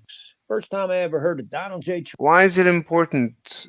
When was the first time you heard of him? Trump. 1980 Newsweek article. Okay, it's a Newsweek article. So what? Biggest debtor in America. Okay. What's the significance of that? Why is it? Why are you bringing it up? $2 billion in the hole. Why are you using that voice? But maybe that's why What do you mean? Maybe that's why. Is he a debtor now because he was a debtor then? he gave a tax break from 35. How is the tax break related to the fact that he was a debtor? Why did you bring up that he was a debtor? Are you just don't like him apparently. There's nothing wrong with being a debtor. So he was a debtor. Who cares? Why are you bringing it up? You're just trying to ridicule him. This is an ad hominem attack against Trump. You are suffering from Trump derangement syndrome. Percent corporate tax break to 21%, because he doesn't understand how debt works. How does So he does not. So he was the biggest debtor in the history of the U.S. and he does not understand how debt works. And how is the debt related to the corporate tax, lowering of the corporate he tax? gave a tax My God, this is such a nightmare. Oh my God. break from 35% corporate tax break to 21%, because he doesn't understand how What do you mean because he doesn't understand? So you think he did this because he doesn't understand? That doesn't make any sense. He did something because he doesn't understand? Did he justify it in any way? maybe that's why What do you mean maybe that's why? Did he do it or was there a bill? Was it an executive order? What's going on? Wait, somebody's here. Oh. And I'll come back to finish you off. Finishing off this debate, I'm going to mop the floor. With what? Mop the floor. With The what? floor will be clean by the time I'm done. What are you going to use to mop the floor with? Thigh gaps. Yeah. Yeah, demons can be extremely sexy. I mean, some of the most beautiful chicks in the world are demons. So why are you so afraid of reproducing a demon? I mean, that's the first thing I would do if I could do it. I guess if you had went through that experience that I went through at such a young age, you wouldn't be so favorable toward them. What you're describing is literally my fantasy. It sounds like it sounds like there was a demon chick, a succubus, that wanted to sexually exploit you, and you refused. I don't know how to help you with that. So if it were me, I would definitely make myself available to her. I don't think so. I think that your idea of what happened and mine are two different things. But um, Maybe she wanted me to put my neck in her thigh gap and squeeze. I don't know. I think that you over sexualize the demonic to a point where it's a little weird. Just a little bit, yeah. Yeah, a Anyway, little bit. anyway, so a demon is a chick with big boobs. Is that what you're saying? And a thigh gap? Uh, I'm sure there might be a few demons out there that take that form. Well, so anyway, look. So you have to tell me what a demon is, and we need to be able to reproduce it. Her. I mean, we need to be able to reproduce her or reproduce with her. Yeah, but now I feel like you have ulterior motives. I don't even feel like you care about my experience anymore. You just want me to reproduce the succubus for you, so that way you can go and run away and never stream on YouTube again and live in paradise I somewhere. know. In Yeah. Anyway, okay. So, are you telling me this demon had big boobs? Is that what you're saying? I need to know. This is for I have the no idea of what the demon. no. All I could see was the hand. This is critical information. I need to know. I need to know the size of her boobs. How huge were they? All I could see was the hand, and it didn't seem like a female hand. It seemed like a very large masculine hand. No, no, no. You completely misunderstood. Obviously, it was a chick demon. Obviously. No, I hate to ruin your fantasy of my nightmare, but Anyway, so did she have a perfect thigh gap? Is that what you're saying? you're so stupid. I love how when I try to be serious and actually talk to you about my experience, you're like, "I'm so bored, I fell asleep." But then we start to bring up the succubus, and you're all about it. Jeez. No, I Friends need like you. you, Mr. Slave, who needs enemies? Look, I need you to go into a monologue and tell me everything about the way she looked. uh, let's see. Here, I'll send you. I'll send you a picture. 1 second. There's a picture. I'll send you a picture.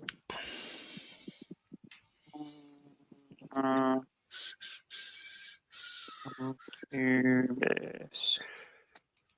La. No, that's not the right one. Oh, Anyway. Oh, okay. I found it. mm-hmm, Let me download it. mm-hmm. Okay, I will attach it to the chat. Yeah. This is what you want me to have seen. I mean, I was hoping for a full figure.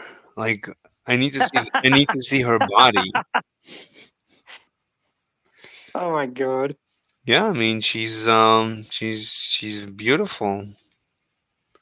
Absolutely beautiful. I mean, I would join the legions of this demon right away. Tell me where do I sign up? You have to go talk to Lucifer at the local IRS office. Anyway, look. So this chick was right over your bed and she wanted to play with you? Is that what you're saying? No, that is not what it seemed Why like at not? all. Why not? Why not? Maybe it was. You have to give her a chance. Okay, first of all, I'm not into women, It's a demon. Not a and woman, it's a demon. It's a okay, demon. but you want the demon to be female. I, You talk ha- about I you keep saying demonic chick with breasts, I have no so you're choice. attaching. I'm trying to be accommodating of of anything. Anyway, so this chick was over your bed and she wanted to get your attention. Okay, good. Okay, so at this point, I'm just gonna not talk about that anymore because Okay, it's so not okay, even worth it. look. But you have look. If we want to be scientific, you have to come up with a scientific definition of a demon. If you Well, want, maybe Mhm. I'm not able to have a conversation with you about that experience because Why? I cannot reproduce it. I can't reproduce the experience that I had with this shadow hand, But so I can't. at least you can define scientifically a demon. I'm like Well, you for, asked me, and I told you that a demon is someone that serves Lucifer but according to Christianity. that's not scientific. Scientific is mechanical. Like this chick, that's a mechanical contraption. She has a thigh gap. That's a mechanical contraption that she can use to torture me, Hmm. to torture my pee-pee that needs to be Oh tortured. my lord! Anyway, look, so scientific means mechanical contraption, a simple mechanical contraption, like a chick. A chick is a simple mechanical contraption. So that's a scientific definition. So you have to come up with a scientific definition for a demon so that we can begin so I can begin to understand what happened to you. What happened to the demon, where that demon is, and why she's not coming right now to visit me. I need to understand this. No, it's not fair. To be able to, uh, She needs to you know, come here and punish me. I've been a terrible boy.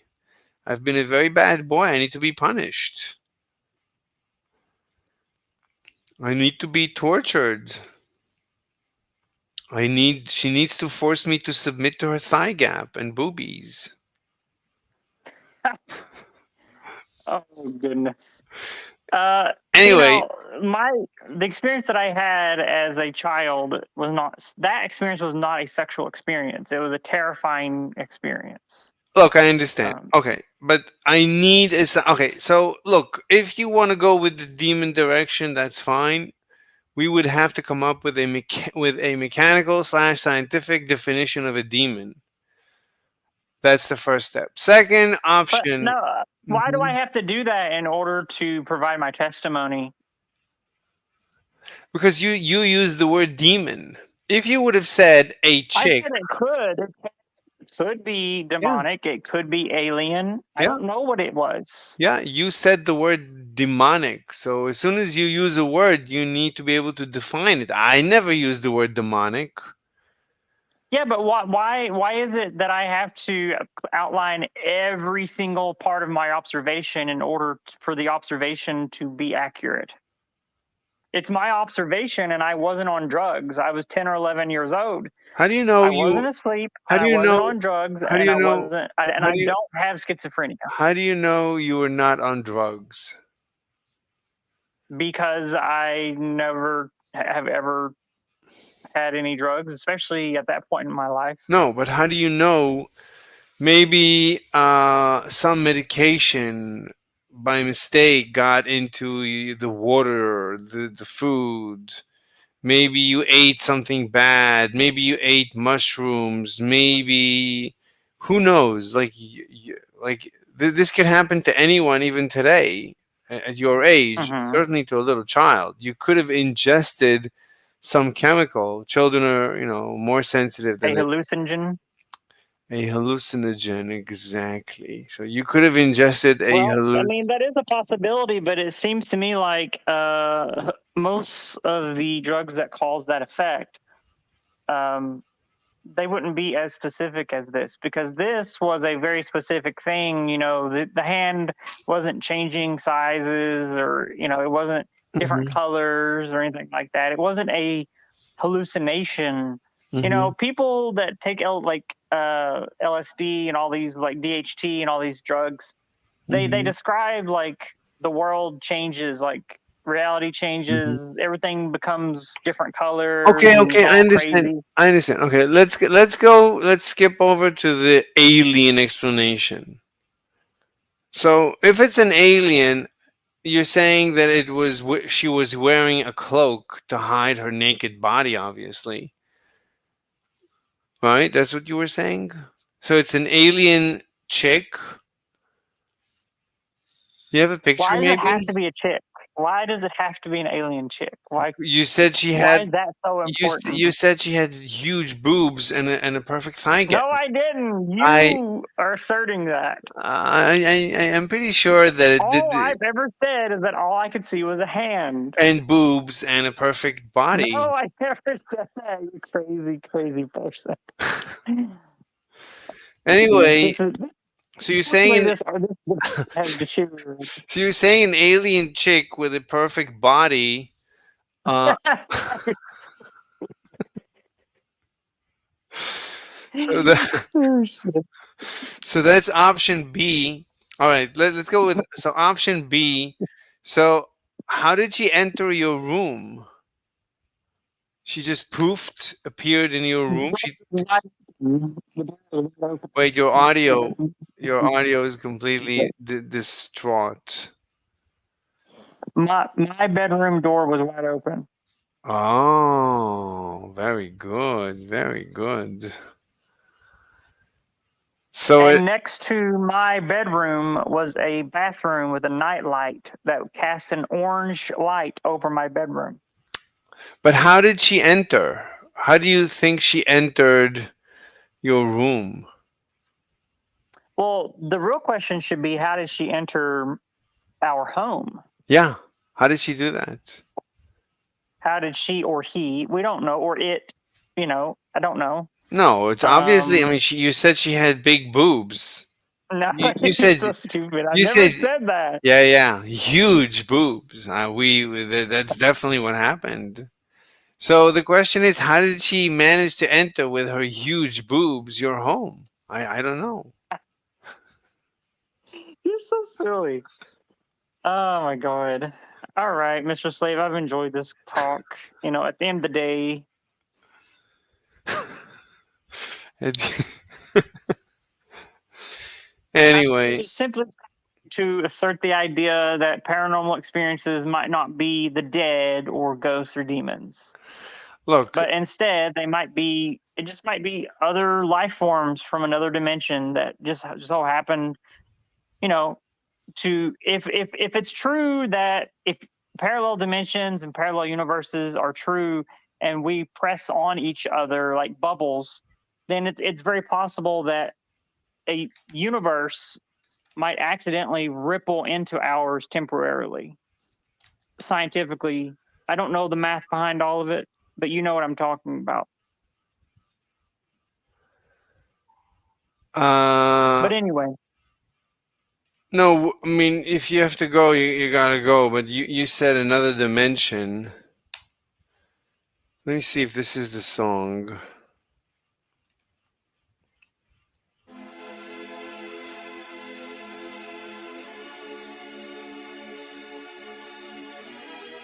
what song? I put it in the side chat.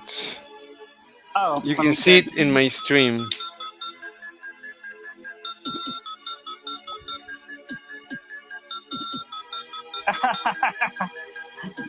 Oh, that's funny. Wow.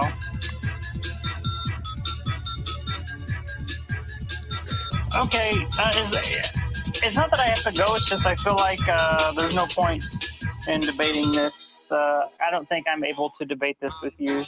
Number one, you sexualize it too much, and number two, I can't present to you the evidence that you wish. So I can only give you my testimony. That's it. Look, I understand, but your testimony, it's very concise and like if you would have told me a stranger showed up in my house, the next question, let's say you're filing a complaint at the local police department. The next question the officer, the interrogating officer, would ask you is, how do you think they entered your house? That's the first. That's the next. That's the first next slash next question that's that you're begging to be asked. Where did they come from? Who is it? Who do you think it was? Why do you think they came to you? What do you think were their intention? Did they hurt you? Did they come back Yeah, I again? mean, I didn't know the answer to any of those questions because I was only 10 or 11 years old. And like I said, I just had that experience. So, I could sit here and try to lie to you, but I'm not going to lie to you. I'm only going to share what I experienced. But Um, look, any story that you tell, like a story that not necessarily a lie, like any story that you tell, any uh, um testimonial that you submit, at the end of the day, I mean, it has to make some sense. I'm gonna try and make some sense out of it, because you're the source of information. You were there, like you tell me. I mean, how do you think they entered? How do you think they left? You were sitting there crying for 3 hours. Where was this chick during those 3 hours? Your father came in and warned you. Did he see her? If not, where? no, he didn't come into my room. He just yelled from the bedroom where they were staying. And all this time she My was dad. right. She was right next to your bed the whole time. I don't know. Like I said, whenever the hand disappeared upward like smoke, remember I told you that the hand disappeared upward like smoke? As soon as I took that deep breath, I was like, like I gave a shocked like gasp. I gasped and then Mhm. it disappeared. Now, I don't know what happened after that. Mhm. So anyway, I will let you go. What are you going over on YouTube? Like, what video are you reviewing? I just started going over Tim Pool's dad about that he complains that Trump changed the corporate tax from something Mm, to something, that he's complaining. And so what he's saying is that he first came to know Donald Trump through a Newsweek article or something, that he was the biggest debtor in the history of the US, $2 billion. mm-hmm. Maybe that's why he's cutting the corporate tax, because he doesn't I don't know. understand. No, I'm just repeating what he said, because he doesn't understand what debt is.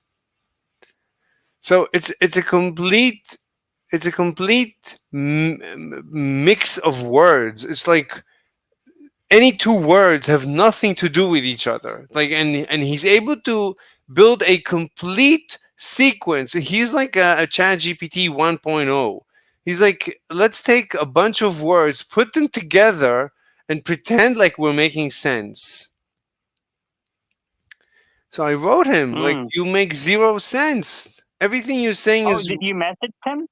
Yeah, and he wrote me back, and I'm telling him like, let's debate, and he's of course running away, pooping his pants, like like all liberals.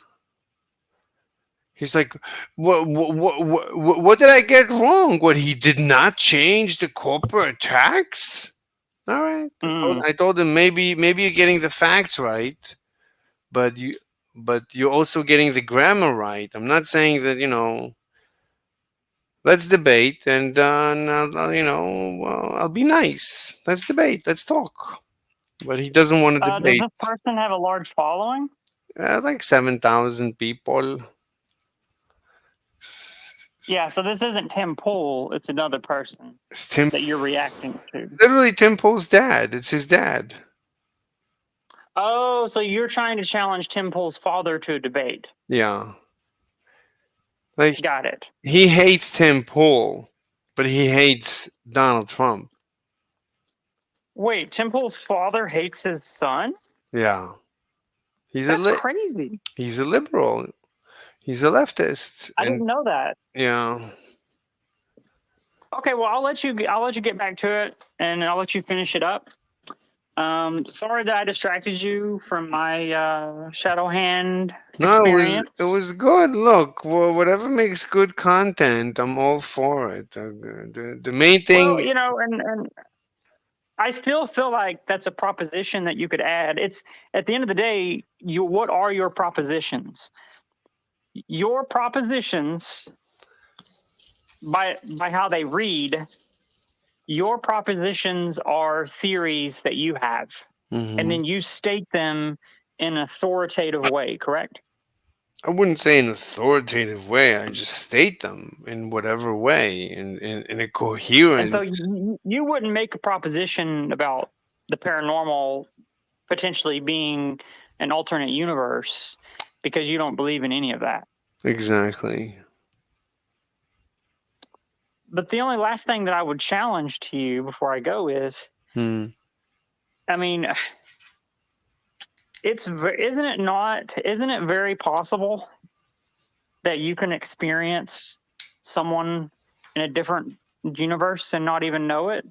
Like someone might, where you're streaming at right now at your home, someone might appear 10 foot away from you in another dimension and then shift out of that dimension.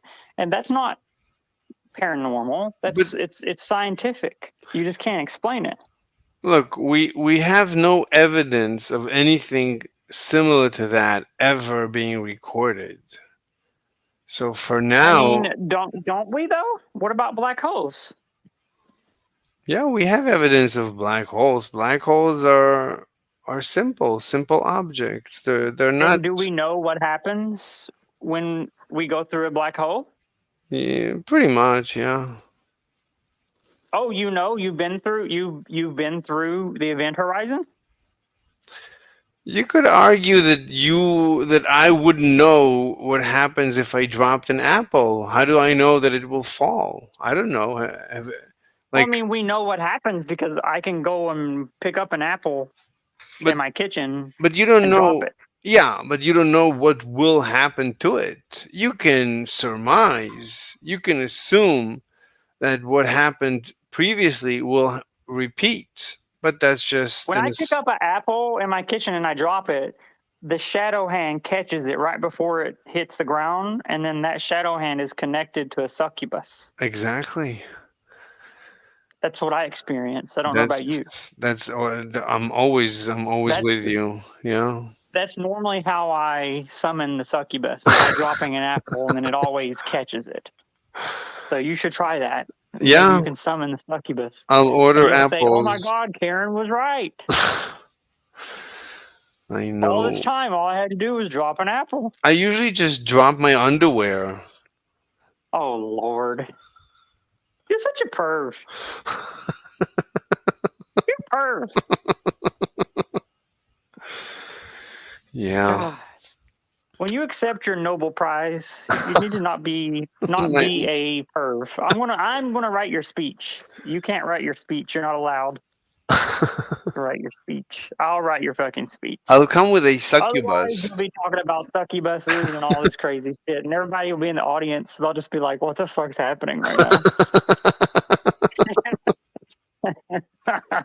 You'll be talking about like Imagine, sex swing. im- imagine I go up to the podium and I pull down my underwear.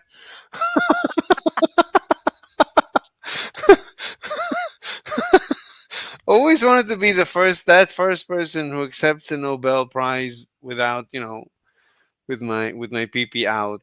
How about that? And then you could say, "I peed my pants." Hey, why not? Somebody has to be the first guy. I volunteer. As And tribute. yeah. All right. Well, you have a good day. I'm glad I can catch up with you, and I'll think about what we've talked about. And, Okay. all All right. right. Have All a good right. one. You Bye. too. Bye bye. La la la na la la la na na na na. Let's finish up listening to the song. Where's the song?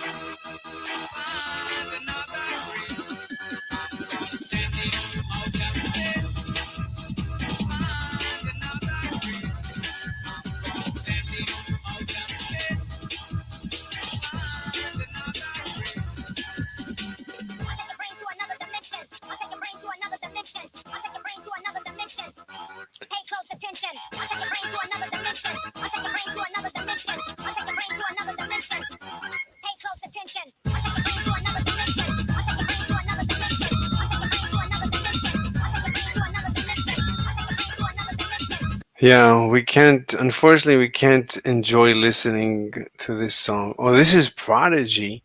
Wait, didn't Prodigy have like other good songs? Pay close attention. I don't know what to click in order to. Let's see what other songs did they have.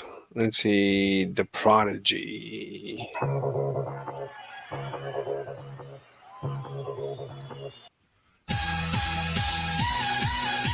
I don't know this song. Uh, what's this?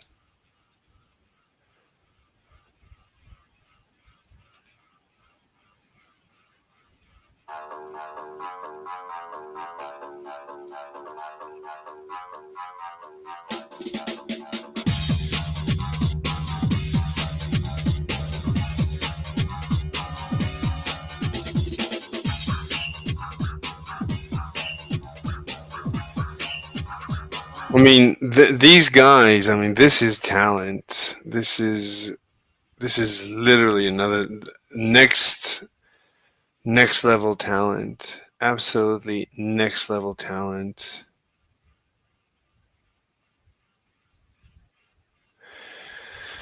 Tira la la la la la la li la la la la la la la.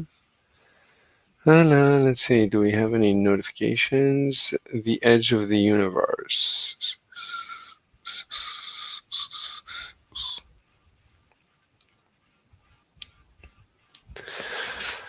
hmm hmm Okay, let's get back to Trump's dad. $1 billion in the hole. Well, maybe that's why How is this relevant? This is literally ad hominem. You just brought it up to ridicule him. That's all. he gave a tax break from 35% corporate tax. What do you mean? That doesn't make any sense. Nothing here follows. He gave the tax break because he used to be in debt. That makes no sense.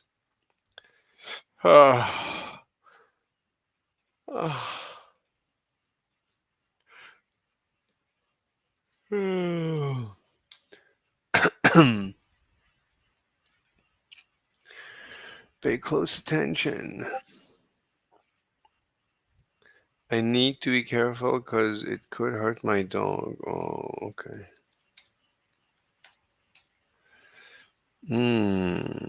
Tira la na na na na na na na na na. Right. To 21%. Because he doesn't understand how debt works. How does What do you mean? I don't even know what that means. He doesn't understand how debt works. I don't know what you mean by that. debt grow? Well, you cut your revenue stream and debt grows. Okay. You cut your revenue stream and debt grows? Not necessarily. So when you cut your revenue stream, sometimes your revenue stream grows. In this case, this is, as far as I know, this is one example that this happens paradoxically. So if you lower the tax, um, if you lower the actual tax, the corporate tax or any tax, then you're motivating people to work harder, and they create more value that is taxed. So the total taxes actually grow when you cut the tax percentage. This has a name. What do you call this?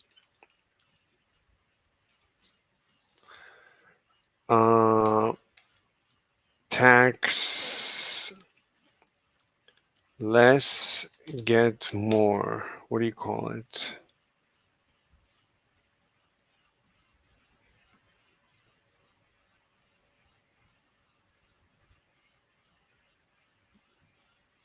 But what do you call the curve?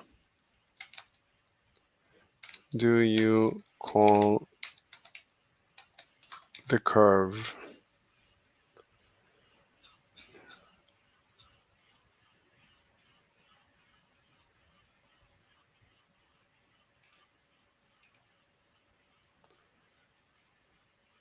Yeah, what's the answer? Let's try this again. Curve that lower taxes create higher revenue.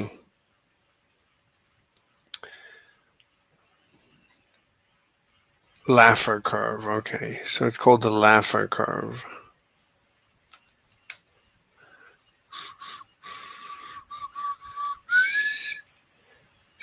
Okay, so it's called the Laffer curve.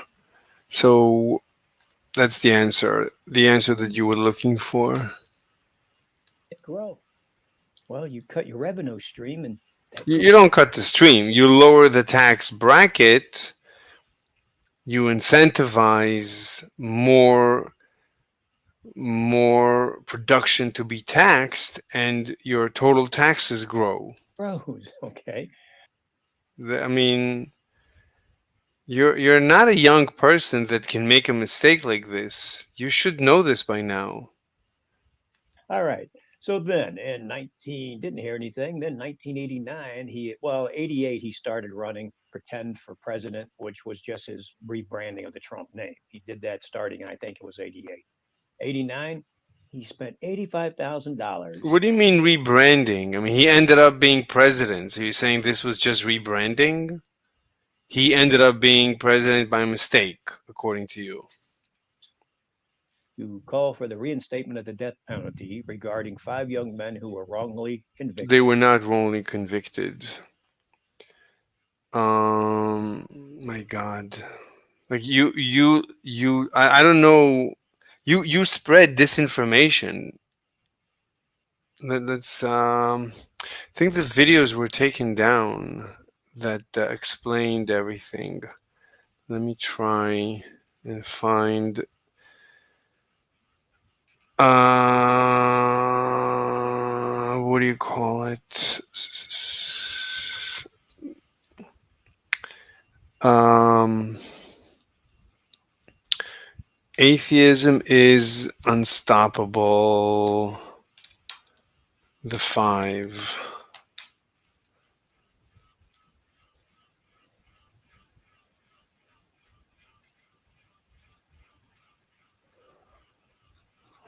Let's try and find his channel.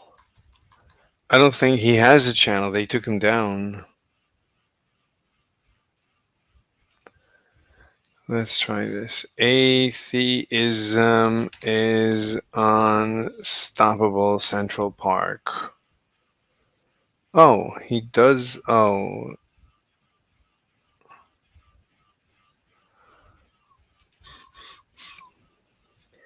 Like, sub, share, speak. All right, AIU crew. I know it's been a while since I've done an Atheism is Unstoppable video. And yeah, I appreciate you sticking it on out with me. He has a ton of content, and I have to pick and choose what I can add to a conversation or what I can take away from that conversation. So I don't want to just sit here all day pumping out AIU 8 videos, But once again, thank you for sticking it out with me. Right now, what we're looking at is his Central Park 5 video, and I want to get into that quite a bit because during the 2016 election, and you can go check my other channel, The Official Elected Official, while Trump was running, I kept saying, hey, if you want to talk about the Central Park 5 thing, let's have that conversation. Let's hash it out before he gets elected. No, not even. But here we are years later, and Ava DuVernay pulls out this Netflix documentary special called When They See Us, which has taken a lot of urban America by storm. Like, oh my goodness, like how dare they mistreat these young men in such a way. Ava DuVernay is from the Oprah tree. And this is a tree that includes Sean King, Malcolm X, the white man that thinks he's black, Rachel Dolezal, but no one gets upset because he's impersonating a black man. So, and President Obama, who for what I appreciate of President Obama, I'm actually rather grateful that my father didn't get to see his presidency through because I'm positive he would be very disappointed in how that took place. So, Ava DuVernay is really here to push a narrative and push this agenda, and it's what I consider the black victimization agenda. Like, oh my goodness, it's the soft bigotry of low expectations in a lot of ways. And I don't recall her making anything decent since Selma, and Selma was decent. Stick out for hustlers. This house cheats. Stick on your punks, I ain't do it. They hold it down. We call ripped up, Steve ripped up heads with his knife. That's what made her mad. That's what she starts scratching. Really, my guy? That's what made her mad? Maybe not the entirety of these. So they each described how they literally did atrocious things to her. How could you say they were wrongfully, or what? What did you say?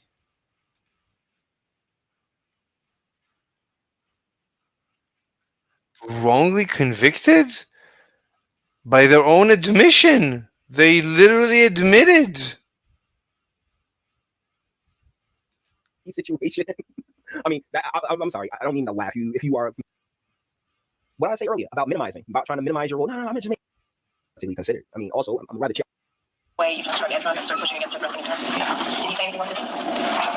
Do you think he was having a good time? Sorry? What about him made you think he was having a good time? Did he say anything? Was fine? How about Edron?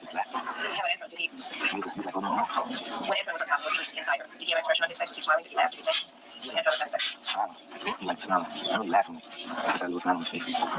They all admitted they committed heinous crimes. What do you mean wrongfully convicted? There was nothing wrong with the conviction. It was perfect. It was slam dunk. This is nothing but disinformation. Yeah, I mean, without they were not exonerated. The courts, particularly in New York, I mean, New York's criminal justice system is completely off the wall right now. You've had to have seen the videos of NYPD just getting doused with water, and they're trying. I think they're doing the. Like, they took down AIU, who went through this step by step. Oh, Devon Tracy.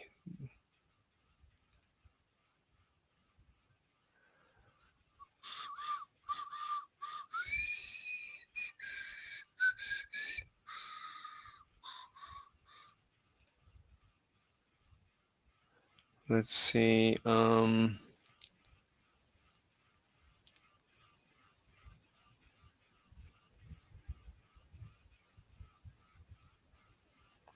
mean, this is a long time ago. When was this? Mm. Mm-mm.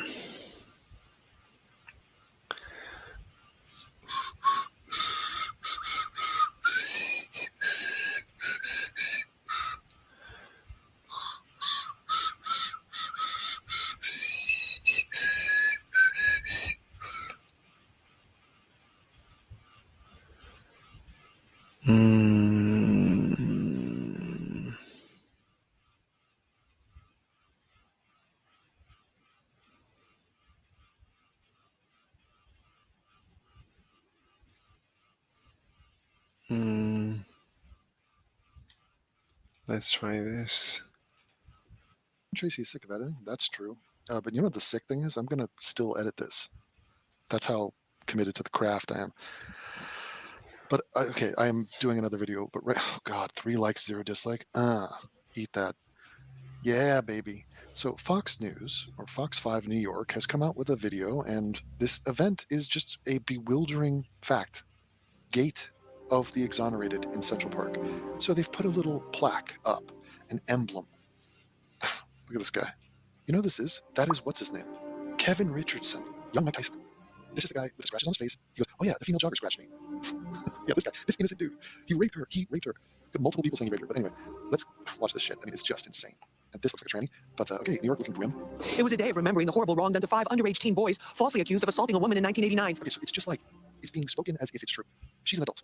Everyone listening is an adult. This person's wearing a weird, what the, okay. You see how my mind works? I have the brain of a rat. I'm just like, ooh, over here, look, lights, and there's a tree, and scatterbrain. Anyway, okay, no, they're not innocent. Okay, what do you mean, this heinous what? The day of remembering the horrible wrong done to 5. The horrible wrong? Trisha Miley was gang raped, and you had 30 blacks and Puerto Ricans out there beating up a bunch of people, smashing them with a pipe, making them bleed, concussing them. They were attacking people. And the horrible wrong was what? It was done to them? 5 underage teen boys falsely accused of assaulting a woman in 1989, and the long struggle to clear their names. Who holds a mic with 2 little raptor claws? Like, what are these 2 fingers doing? Offering support? Hold the goddamn microphone. Do you hold a dick like that? Now known as the Exonerated Five, an entrance here in Central Park has been It's funny, she's not good at talking. Like, I don't enjoy her voice or her mouth. dedicated to them and to all who've been wrongly convicted of crimes. Oh, yeah, right. So look at this. This is an army of people who got out there and flexed and did a victory lap outside of Spanish Harlem, you know, the Upper East Side, where those blacks and Puerto Ricans walked into that park and raped and assaulted and almost killed one. And assaulted a bunch of other people. It wasn't the only crime. It was a litany of felonies. And they have the audacity to come here and celebrate it like it was a win.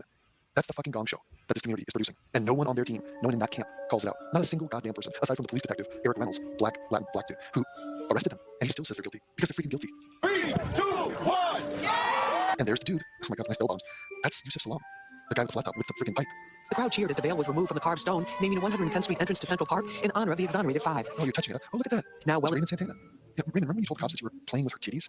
They said, what were you doing? He thought me saying, well, not me, I wasn't there. I was born in 2005. Raymond said, I saw other people rape her, but me, no, I was just playing with her titties. No, he doesn't realize that's rape. You're assisting in a gang rape. It doesn't even matter if you penetrated. into adulthood and new lives, they had walked with a large group of supporters to the entrance. I spoke with Kevin Richardson moments after he'd seen it. Oh, you spoke to the rapist? Okay, what'd he say? Bring back So he's saying they were wrongfully convicted? memories. But now that we have such an honor, we acknowledge it's a different story, you know. Tim Pool Dad, please debate me. Tell me why you think they were wrongfully convicted. You know, he sounds like Tyson. Doesn't Tyson have a gap in his teeth too? What's with that mustache? Just being relevant all these years, it's so surreal. Yeah, it is surreal, isn't it? It's kind of fucked up. Like, you raped a chick. Okay, I don't want to waste my time. This guy. Oh my god.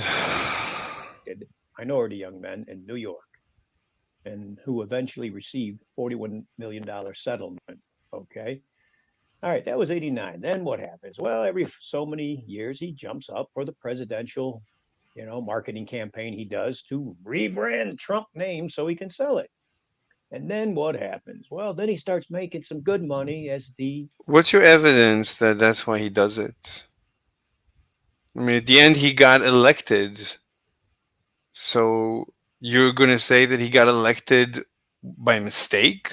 It was not his intention. He just wanted to rebrand.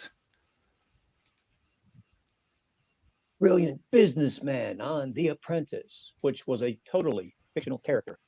Donald J. Trump was marketed. What do you mean it was a fictional character? You're saying the Trump organization is a fictional organization? You're saying that I don't understand. I don't understand what's fictional about the character that he was portraying. What's fictional about it? It was reality TV. I don't understand. As this great businessman, corporate America's genius. And then people bought it. They believed it. So for a few years. Believed what? What's wrong? Tell me one fact that is wrong about what you just said. He didn't need to rebrand his name, but then he started doing it again. And then in 2015, people so fed up with politicians, they saw this fictional businessman, this what American. What do you mean fictional businessman? I don't understand. Why are you saying he's a fictional businessman? Needs, man, to fix our national debt and to bring this company into operations like a successful business. And they voted for him. And what does he do? The very same month he gets in, he gives the corporate sponsors, campaign financiers, a tax cut from corporate tax cut that was at 35% down to 21%. That's his payback. And that's when I really turned on him. Why? Because what do you mean that's his payback? I don't understand. He paid back to whom? To the people that backed him? Who backed him? Corporations backed him? Like anyone can create a corporation. You can create a corporation. Because we were 28 trillion in the hole, and he starts cutting corporate taxes. You don't do that. And then what did he do? Oh, he gave a few crumbs. Yes, you do. To the little guy. Sure, we got a few tax breaks and things like this to placate us. And he explained why he's doing it. And then what? What's he doing now? We're at 36 trillion in the hole, and what is he going to do? Oh, he's going to cut tax on tips. He's going to cut the tax on overtime. He's going to cut the tax on Social Security. All right. So these are what we little people make. Okay, us retired people. Well, I could care less about Social Security getting cut, but a lot of people count on it out there. All right, and a tax break for them, every penny saved on a tax is great. But these are tiny little taxes, and what's he going to do? This is to hide or to placate us while he gives corporate America another payback. 21%. What do you mean corporate America? Why would he have anything to do with corporate America? He keeps saying how much he doesn't need their support, want their support. This makes no sense. This doesn't fit the data. He's talking about your theory does not fit the data. Cutting it to 15% tax break. My God, we're 36 trillion in the hole, but yeah, Laffer curve. People only judge a president by their wallet. No, Laffer curve. I'm sorry, that is tragic. People, we are 36 trillion in the hole. I'd love a tax break, but we cannot afford a tax break. All right? Laffer curve. Now, don't get me wrong. All right, first off, tips is a gift, shouldn't be taxed. I'm sorry, it's a gift. You got up like, I think 18,000. I don't know what tips is. What is tips? Okay, I'm not gonna waste my time with this guy. Everything he's saying that I know he is wrong. So, you want to debate me? You're welcome to debate me. You don't want to debate me? You're welcome to not debate me. I wish I could leave a timestamp and send him a timestamp and tell him at this time. I can't even send him a link. There's no way. I mean, I would have to create. And I would have to create a segment, like a 10-minute segment, where I was responding to him. So it's a complete waste of time. Okay, forget about this guy. Let's go. Let's see what else we can discuss. Maryland Supreme Court reinstates Adnan Saeed's murder conviction. Oh, 11 days ago.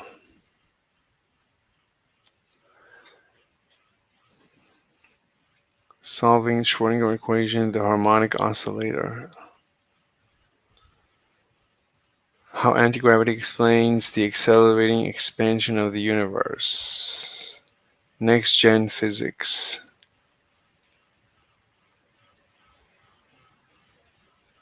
Wait. This. Have you ever wondered about the forces that govern our universe? Today, we delve into a groundbreaking research program that explores the concept of anti-gravity and its profound implications on the expansion and acceleration of the universe. Our research program has yielded groundbreaking results that could revolutionize our understanding of numerous natural phenomena. These findings can be generalized to explain everything from micro-level processes like condensation and evaporation to expansion and contraction. On a macro level, we see these results explaining clouds floating in midair and the accelerating expansion of the universe. 5 meticulously conducted experiments have established the existence of anti-gravity forces. These experiments include observing iodine particles, rising water droplets, their behavior with temperature changes, rising water droplets through an ice cylinder, and their time of flight. Published in journals like Physics Essays and Advances of High-Energy Physics, these findings are reshaping our understanding of gravity. Curiosity sparked by a demonstration at Bowling Green State University led to these discoveries. We replicated this experiment in our lab and obtained the same results. Under ultraviolet light, mercury molecular clusters rose against gravity, despite being denser than air. In this simulation, approximately 200 grams of mercury is poured into a dish at room temperature. As soon as it's exposed to air, mercury vapors leave the surface in wisps and plumes. Though heavier than air and prone to collect in the lower levels of a room, the vapors are easily disturbed by air movement. This observation revealed that high-density mercury clusters can rise in a less dense medium, defying gravity. Okay, this is boring.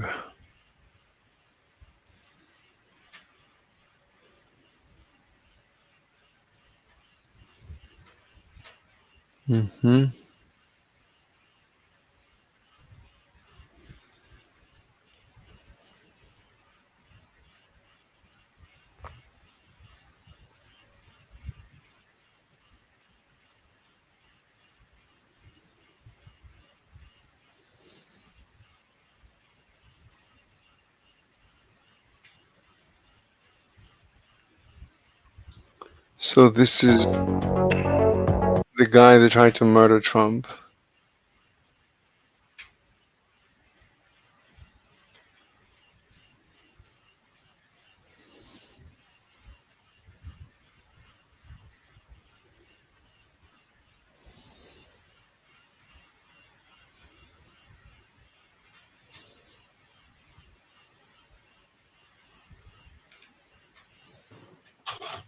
Momentum is mass times velocity, and light has zero mass. So we would expect its momentum to be zero. But that's wrong. Light happens to have a momentum, and its value is E, the energy of the light, divided by C, its speed. And I always wondered, how did that make any sense? I looked up online, and I did find some derivation. My idea was, if I can look at the math, maybe I can understand the physics. Boy, was I wrong. The derivation starts by saying, hey, remember Einstein's equation equals mc squared? And I'm like, yes, I remember this. Okay, this is interesting. Then it goes on to say, hey, E equals mc squared is not the complete equation. Instead, this is the complete Einstein's equation. And then it says, you know what? Since light has zero mass, just substitute mass equal to 0, and look what we get. We get E squared equals P to the whole square, and the squares cancel out, giving you P equals E over C. Ta-da. Yeah, that doesn't explain anything. So I thought I would never be able to understand where light's momentum comes from, where that equation truly comes from. I mean, this relates momentum to energy. If light has energy, it has momentum. met Feynman. That's right, Feynman blew my mind away. And so by the end of this video, we will have a much deeper insight of why light has momentum, even though it has no mass. And we'll be able to use that insight to actually derive that equation much more logically, but more importantly, all by using high school electromagnetism. So if you're ready for this, let's begin. So where do we start? Well, we start by asking Feynman, why does light have momentum even though it has zero mass? And Feynman asks back, Mahesh, why are you so bothered about the fact that something can have momentum even though it doesn't have mass? And I tell Feynman, well, because momentum equals mass times velocity. If you don't have mass, you won't have momentum. And Feynman responds and says, I see the problem. The problem is, Mahesh, this is an approximate formula that only works for very special cases when things are moving much slower than the speed of light. How can you use something like that, something so special, and generalize it and say that that's what momentum is? You see what Feynman is saying? It's kind of like being stuck on an island that only has brown dogs and then thinking that dogs need to be brown in color. In fact, an animal is only a dog if it is brown in color. You see the problem with that, right? It's only that we've been exposed to brown dogs, but in reality, dogs have nothing to do with being brown. You can have a white dog, you can have any color dog. Similarly, over here, just because we're exposed to things that have mass and have momentum, we think that you need to have mass in order to have momentum, which need not be the case, is the point that Feynman is making. And so, where do we go from here? Well, I think we need to take a step back and ask a much bigger question. Feynman, what is momentum? Exactly. And Feynman says, that's an excellent question. That's an excellent place to start, Mahesh. So Feynman says, well, momentum is the ability to push something and make it move. Anything that can push something and make it move has momentum. So if something can push a lot and make it move a lot, it has a lot of momentum. And if something can push a little bit and make it move a little bit, it has a little bit of momentum. So let's use this as our definition and then see if light has momentum or not.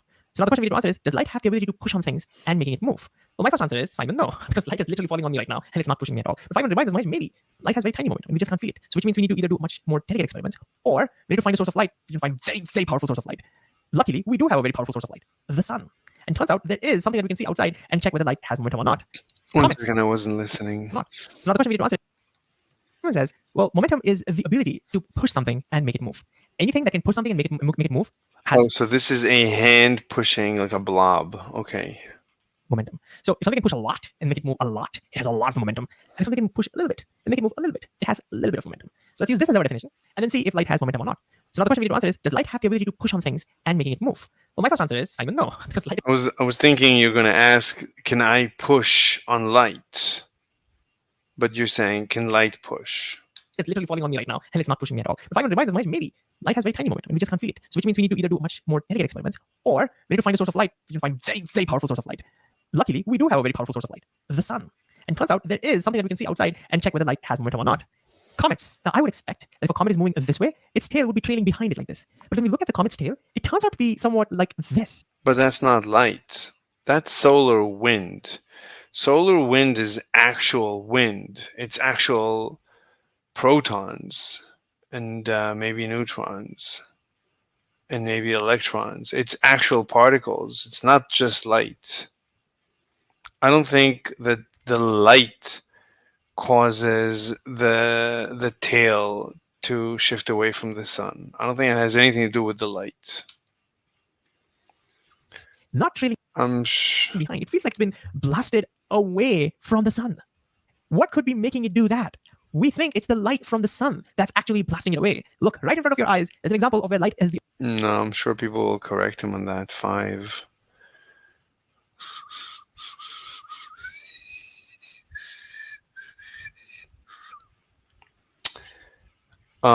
Unless it is the light. It could be the light.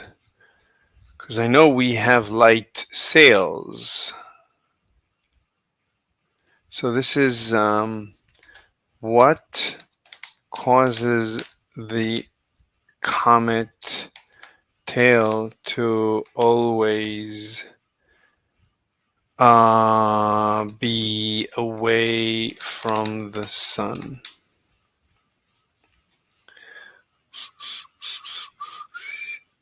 Two key forces: solar radiation pressure and the solar wind. As the comet approaches the sun, the heat causes the comet's ices to sublimate, turn from solid to gas, and release dust and gas into space. Oops.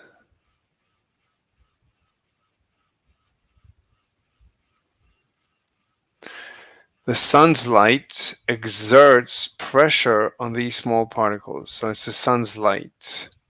This is called solar radiation pressure. Even though light has no mass, it carries energy and momentum, which can push particles away from the sun. Okay. So ChatGPT agrees.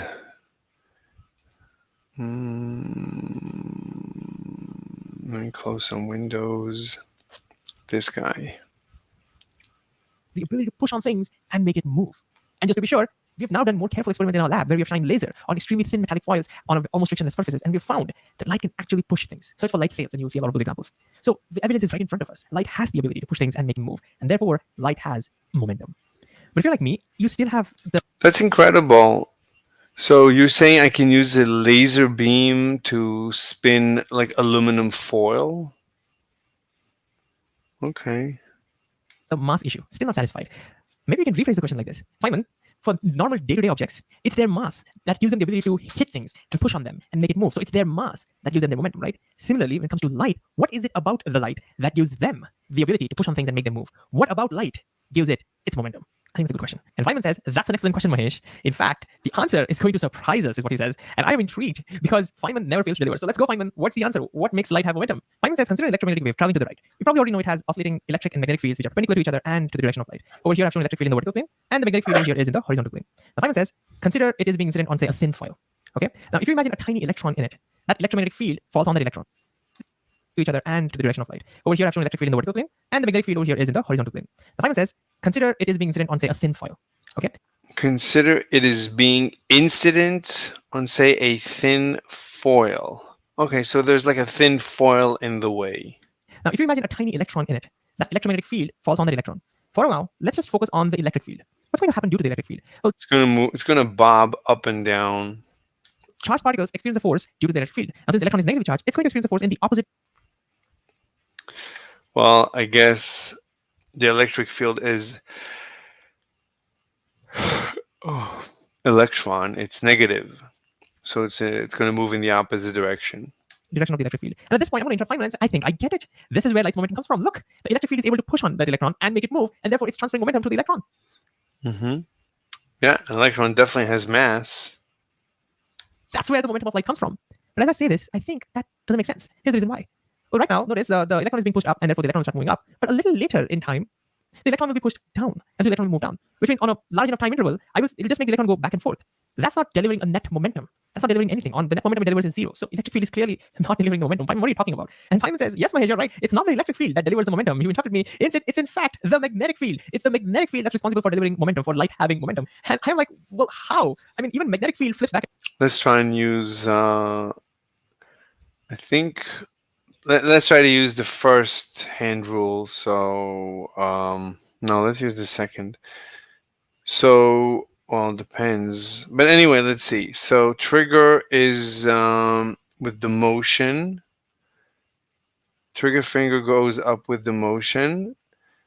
Middle finger, no, middle is the end. And then the thumb points. Yeah, it's going to move to the right. Looks like it's going to move to the right. And forth, so even its force will also flip, right? And this is where Feynman reminds us to use our high school electromagnetism. So let's look at the magnetic force a little bit more carefully. If you have a charge that's moving, let's say upwards, and let's say the magnetic field is coming out of the screen, and this is a positive charge, then that magnetic field is going to put a force on this charge. Remember, magnetic field. This is going to be to the left. So up, yeah, this is going to, the force will be to the left. It's just going to move back and forth. Only put a force on moving charges. And the expression for this force is given by what we call the Lorentz law. Now at this point, you may be thinking, Mahesh, you just brought it around. This is called the Lorentz law. Okay, V cross B. So V is up and B. So if it's V cross B, then it's to the right. The way the diagram shows, V cross B is to the right. Random equation. That's not a random equation. That's the equation from high school electromagnetism. Just like how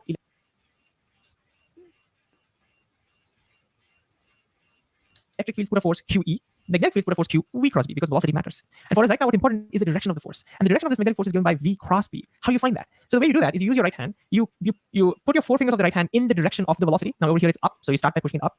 And then since you are crossing from V to B, you curl your fingers towards B. Now over here, since the B is coming out of the screen, you curl your fingers towards coming out of the screen, and the thumb points Unless it's for positive, and then for negative, it will be to the left. To the direction of the magnetic force. Notice over here, the thumb is pointing to the right, and therefore the magnetic force over here will be to the right. This is how you find the magnetic force direction. And of course, if that's a negative charge, like in our case, then the force will be in the opposite direction.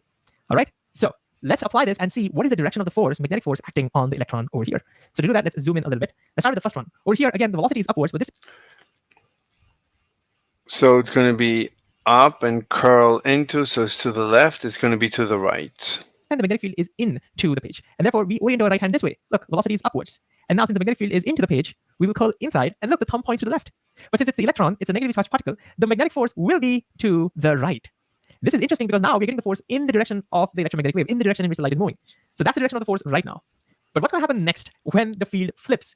That's the moment of truth for us. All right, here we go. Now the velocity. Well, because of symmetry considerations, it's going to be in the reverse direction. Oh no. It's moving down. It's again moving to the right. Oh. Is downwards, and therefore we start with our hand with our 4 fingers pointing downwards. And since the magnetic field now is coming out of the screen, we prepare to curl our fingers coming out of the screen and look at the thumb. It again points inwards. That means the electron, since it's a negative charge, will again experience a force to the right. This means in both the cases, the electron is being pushed to the right. The magnetic field in this case will always push the electron to the right. And since all the electrons of that material is going to get pushed to the right, all these forces will add up, and now that material will get a net force. And then Net. Who teaches? Like, I have a theory how Indian English evolved. So in the beginning, so like the Indians had English teachers. That was the first generation. But the second generation, they didn't have English teachers. They had local Indian teachers with Indian accent. And the Indian teachers with the Indian accent taught the next generation the Indian accent English. And this self-enforced. It had an eigenvalue. It self-reinforced.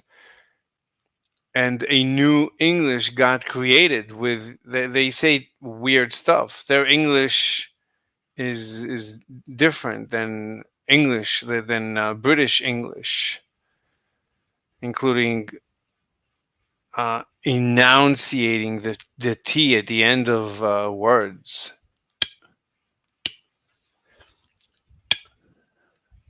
And since all the electrons of that material is going to get pushed to the right, all these forces will add up, and now that material will get a net force, and that material will move, transferring momentum to it. And so you see right in front of your eyes, what causes momentum? What makes light have momentum? It's this magnetic field. Wow. This is amazing. I find this amazing because usually when we learn about electromagnetic waves, if you've done that, we mostly ignore the magnetic fields. We always talk about the electric fields, whether you're learning interference or polarization or anything else. But right in front of us over here, magnetic field is always ignored. But here, magnetic field makes a comeback. It's the magnetic field that gives light its momentum. Who would have thought? It was there right in front of our eyes. I don't know about you, but I was pleasantly surprised when I learned about this for the first time. All right, we're not done yet. We have one last thing to do. If this is indeed correct, we need to follow that rabbit hole and ask ourselves, can we actually get to the equation from this? Feynman, can we derive it? And Feynman says, yes, Mahesh, we can actually go down the rabbit hole, see where it leads us, and actually see what the equation is for the light's momentum. And so if you're ready for it, let's do this. Let's do the last part and let's see if we can derive it. Where do we start, Feynman? Well, Feynman says start with the magnetic force. That's the one that's delivering the momentum, right? So what the magnetic force over here is just going to be Q times V into B, the strength of the magnetic force, the magnitude. Well, and the reason for that is because when you do a cross product, you actually have sine of the angle between the two. But so since over here they're perpendicular, look, velocity is perpendicular to the magnetic field, the angle is 90 degrees, sine 90 is 1. In simple terms, when V and B are perpendicular to each other, this cross product just becomes V times B. So the magnetic force right now is Q B into E. But what is the magnetic field strength of an electromagnetic wave? It turns out that the magnetic field strength and the electric field strength, they have a very nice relationship for any electromagnetic wave. They always follow this relationship, this rule, that the magnetic field should always be the strength of the electric field divided by C. And again, at this point, you might say, Mahesh, you brought in a random equation. And Feynman reminds us that's not a random equation. Again, that comes from high school electromagnetism. When you apply Maxwell's equations to electromagnetic waves, that is a relationship that you get out of it. More importantly, it makes sense to me. All it's saying is that electric and magnetic fields have some kind of a relationship with them. And that makes sense. Just like how they're perpendicular to each other, they have to be. This is another condition that they have to be. Magnetic field should always be electric field strength divided by the speed of light. And if you look at this equation carefully, you see we have QE. QE is basically the strength of the electric force acting on the electron. Which means if we simplify this, we basically get the magnetic force equals the electric force into V divided by C. Okay, let's get rid of this. So he's saying this is magnetic. This is still the magnetic. It's QE over C. So you can change the magnetic force into the electric force or the field, or I guess QB gets replaced by QE over C. That's the relationship. And FE is just QE, so that's the relationship. Let's hear it again. Electromagnetism. For any electromagnetic wave, they always follow this relationship, this rule, that the magnetic field should always be the strength of the electric field divide by C. And again, at this point, you might say, "Mike, you brought in a random equation." And Feynman reminds us that's not a random equation. Again, that comes from high school electromagnetism. When you apply Maxwell's equations to electromagnetic waves, that is the relationship that you get out of it. But more importantly, it makes sense to me. All it's saying is that electric and magnetic fields have some kind of a relationship with them. And that makes sense. Just like how they're perpendicular to each other, they have to be. This is another condition that they have to be. Magnetic fields should always be. Electric fields should divide by the speed of light. And if you look at this equation carefully, you see we have QE. Just tell us where you derived it. You must have a video. Someone you must have found. I mean, there must be a video where someone derived it. So just tell us where this is derived, and we're done.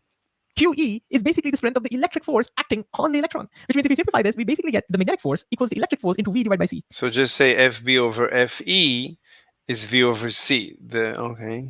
Now, I like to pause at this moment because this is such a beautiful equation. It's telling me a lot of things about that. First of all, you can see both the magnetic and the electric force acting on this object in one single equation. That's nice. But secondly, we can also see why magnetic force is so much smaller than electric force because of this huge denominator.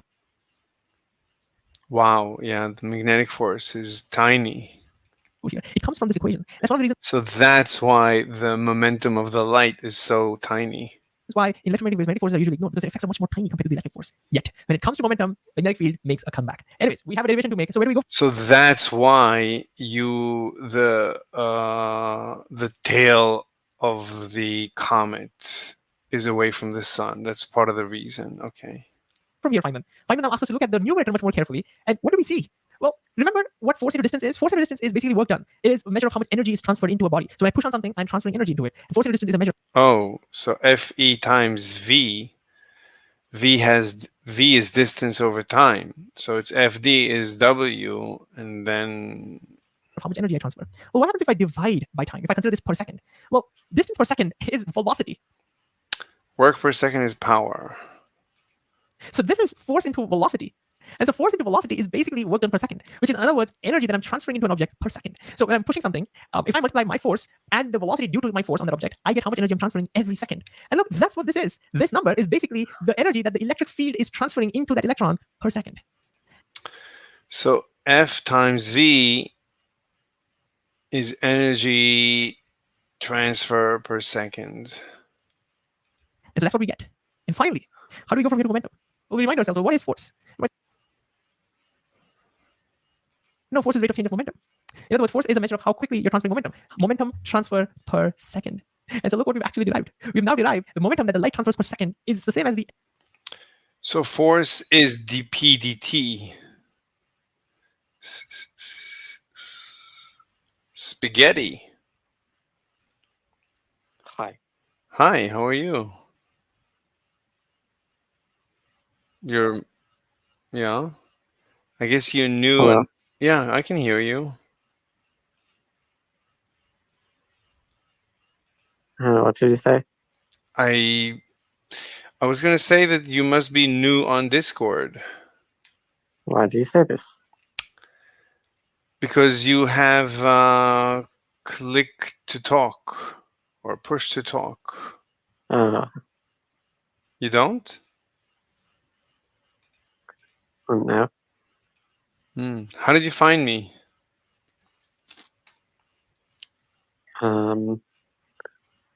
Henson? Henson? Yeah. Who's Henson? Jensen. Who's Jensen? Henson. Who's Henson? Some guy. Okay. So you found me on Discord or you found me on YouTube? Yeah, on Discord. Nice. So do you debate? No. Are you Debating is stupid. Really? Why do you say that? I see what you're doing. I'm not. I'm just curious. Like, I was just thinking today how much I miss debating, because debating is such a great way to discover the truth. And right now, I doubt it. Name one truth that's been discovered. You're debating. I mean, for me, debating is the best way, the most convenient way to discover the truth. For me, is through debating. Let's say I want to. I'm not going to argue with that. I'm not going to argue against that.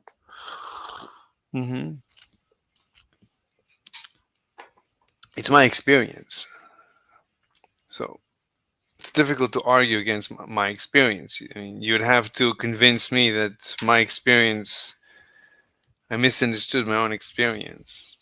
Anyway, so what do you want to Yeah, talk I'm not about? going to do that. Yeah. What do you want to talk about? You Um, don't want to talk about anything that is disagreeable, like in sense. yeah. Okay. What's your favorite animal? You want to talk about animals? What's your favorite animal?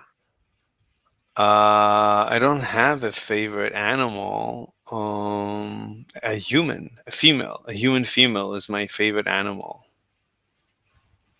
Mine is tarantula because they eat birds. Hmm. So you like eating birds? No, I hate birds.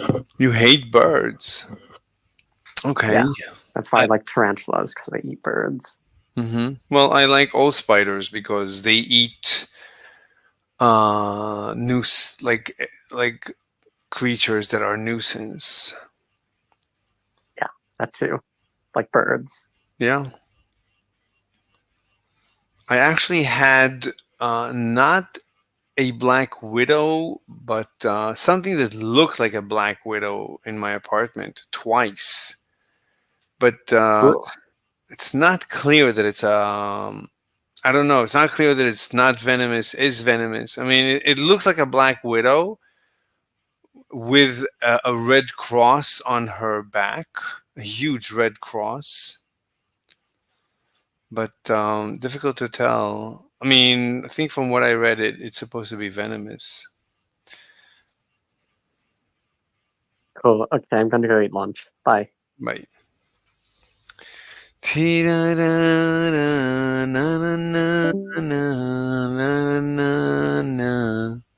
la la. So force is the PDT. Is the change in momentum. Anyway, so this is the change in momentum. Did he say force is momentum? Per second. And so that's what we get. And finally, how do we go from here to momentum? Well, we remind ourselves, well, what is force? We know force is rate of change of momentum.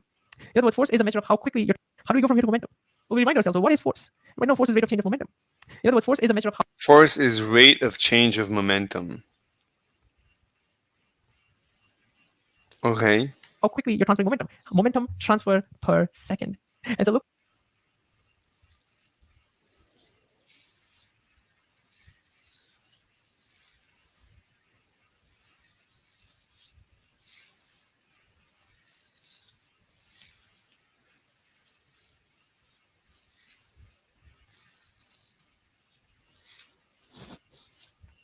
Momentum transfer per second. Look what we've actually derived. We've now derived the momentum that the light transfers per second is the same as the energy that it transfers per second divided by c, the speed of light. Yep. And if you cancel out the seconds, you get your equation P equals E divided by C. Boom, there we go. Final.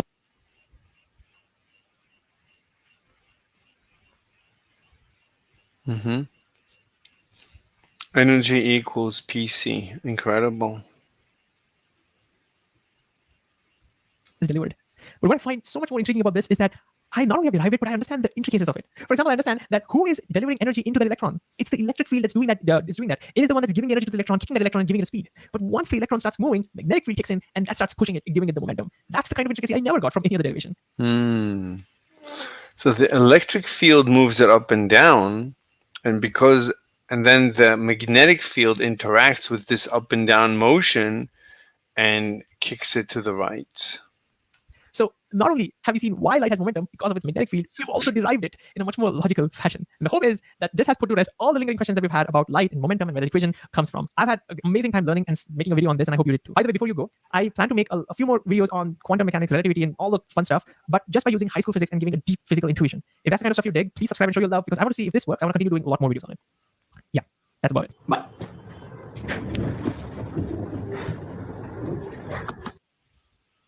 Good stuff. That was a very good video. Okay.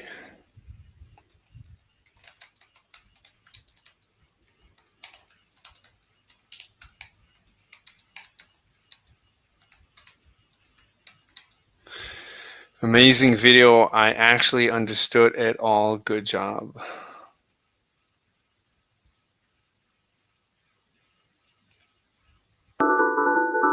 Hey crazies, I've said several times that light doesn't have mass, and this has confused quite a few of you. For most of you, the issue seems to be, doesn't everything have mass? Why wouldn't light have it too? Or sometimes, light has momentum, doesn't that require mass? All of which are fair questions. But I think it'll be best to start with Ashley Hughes, who gave this question some useful context. Most of the light arriving on Earth from space, outer space, comes from the sun. You know, the big glowy ball at the center of the solar system. In the core of the sun, nuclear fusion is smashing protons together. More details on fusion in an upcoming video. Every 4 protons comes together to make one helium nucleus. But 4 protons have more mass than one helium nucleus. About 50 electrons worth of mass, which is enough to worry about. Since lots of fusion reactions are happening inside the sun all the time, the sun is losing mass at a rate of about 4.3 billion kilograms per second. That's 3 million jettas per second. Which might leave you wondering, where did all that mass go? It was released as light. No, seriously, light is like the 7 years ago.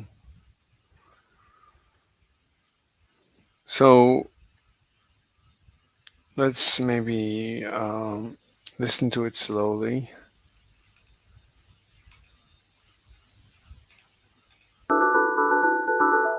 Hey crazies, I've said several times that light doesn't have mass, and this has confused quite a few of you. For most of you, the issue seems to be, doesn't everything have mass? Why wouldn't light have it too? Or sometimes, light has momentum, doesn't that require mass? All of which are fair questions. But I think it'll be best to start with Ashley Hughes, who gave this question some useful context. Most of the light arriving on Earth from space, outer space, comes from the sun. You know, that big glowy ball at the center of the solar system? In the core of the sun, nuclear fusion is smashing protons together. More details on fusion in an upcoming video. Every 4 protons comes together to make one helium nucleus. But 4 protons... Okay, so the protons are flowing separately and they combine to make one helium nucleus. So these, I guess, these 2 protons become neutrons by absorbing electrons. Protons have more mass than one helium nucleus. About 50 electrons worth of mass, which is enough to... Every 4 protons comes together to make one helium nucleus. But 4 protons have more mass than one helium nucleus. How? So they lose mass, but they have to absorb electrons. About 50 electrons worth of mass, which is enough to worry about. Since lots of fusion reactions are happening inside the sun all the time, the sun is losing mass at a rate of about 4.3 billion kilograms per second. That's... I'm not following anything that he's saying. The sun loses mass. Okay? He didn't solve the first problem of the combination of the 4 protons into a helium nucleus. Where did all the energy go? But how does it happen? He's not explaining which is anything. enough to worry about. Since lots What do you mean it's enough to worry about? I mean, even 1 is enough to worry about. of fusion reactions are happening inside the sun all the time, the sun is losing mass at a rate of about 4.3 billion kilograms per second. What do you mean it's losing mass? I don't understand. I don't understand. That's 3 million jettas per second. Which might leave you wondering, where did all that mass go? It was released as light. No, seriously, light is like the exhaust of the sun, yet it powers our entire ecosystem. How cool is that? But how can mass be lost as light if light doesn't have mass? E equals mc squared. It's energy. No, haven't you said this? The energy doesn't disappear or start floating around on its own. It goes into other atoms, molecules, or particles. Right, that energy is contained by the photons of light. But didn't you also say this? There is no difference between mass and energy. Oh crap, that is a problem. If mass and energy are equivalent, then anything with energy should have mass. Light has energy, so it should also have mass. Yep.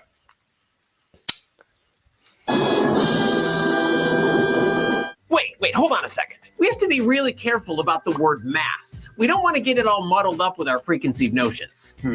Let's start with how we perceive mass. Because of general relativity, we know light is affected by gravity, which certainly makes it look like it has mass. Light can also... No, you don't have to have mass. All test particles are attracted to the Earth, regardless of their mass. So you don't have to have mass in order to be attracted to the Earth. also create gravity. If you have enough of it, you can even create a black hole. It's called a Kugelblitz. For relativity, Yeah, they prove some researchers proved just this year that doesn't work. it basically throws mass out the window. Gravity is the result of curved space-time. And space-time is curved by energy, momentum, pressure, and/or stress, not just by mass. Honestly, because if E equals mc squared, you could just as easily call it mass. Okay, we also know the more massive something is, the less willing it is to change how it's moving. That's what we call inertia, which we covered in this video. Light doesn't... I'm so confused. I have no idea what he's talking about. I mean, he's pretending as if he's saying like trivial stuff. I have no idea what he's saying. I'm completely unable to understand what he's saying.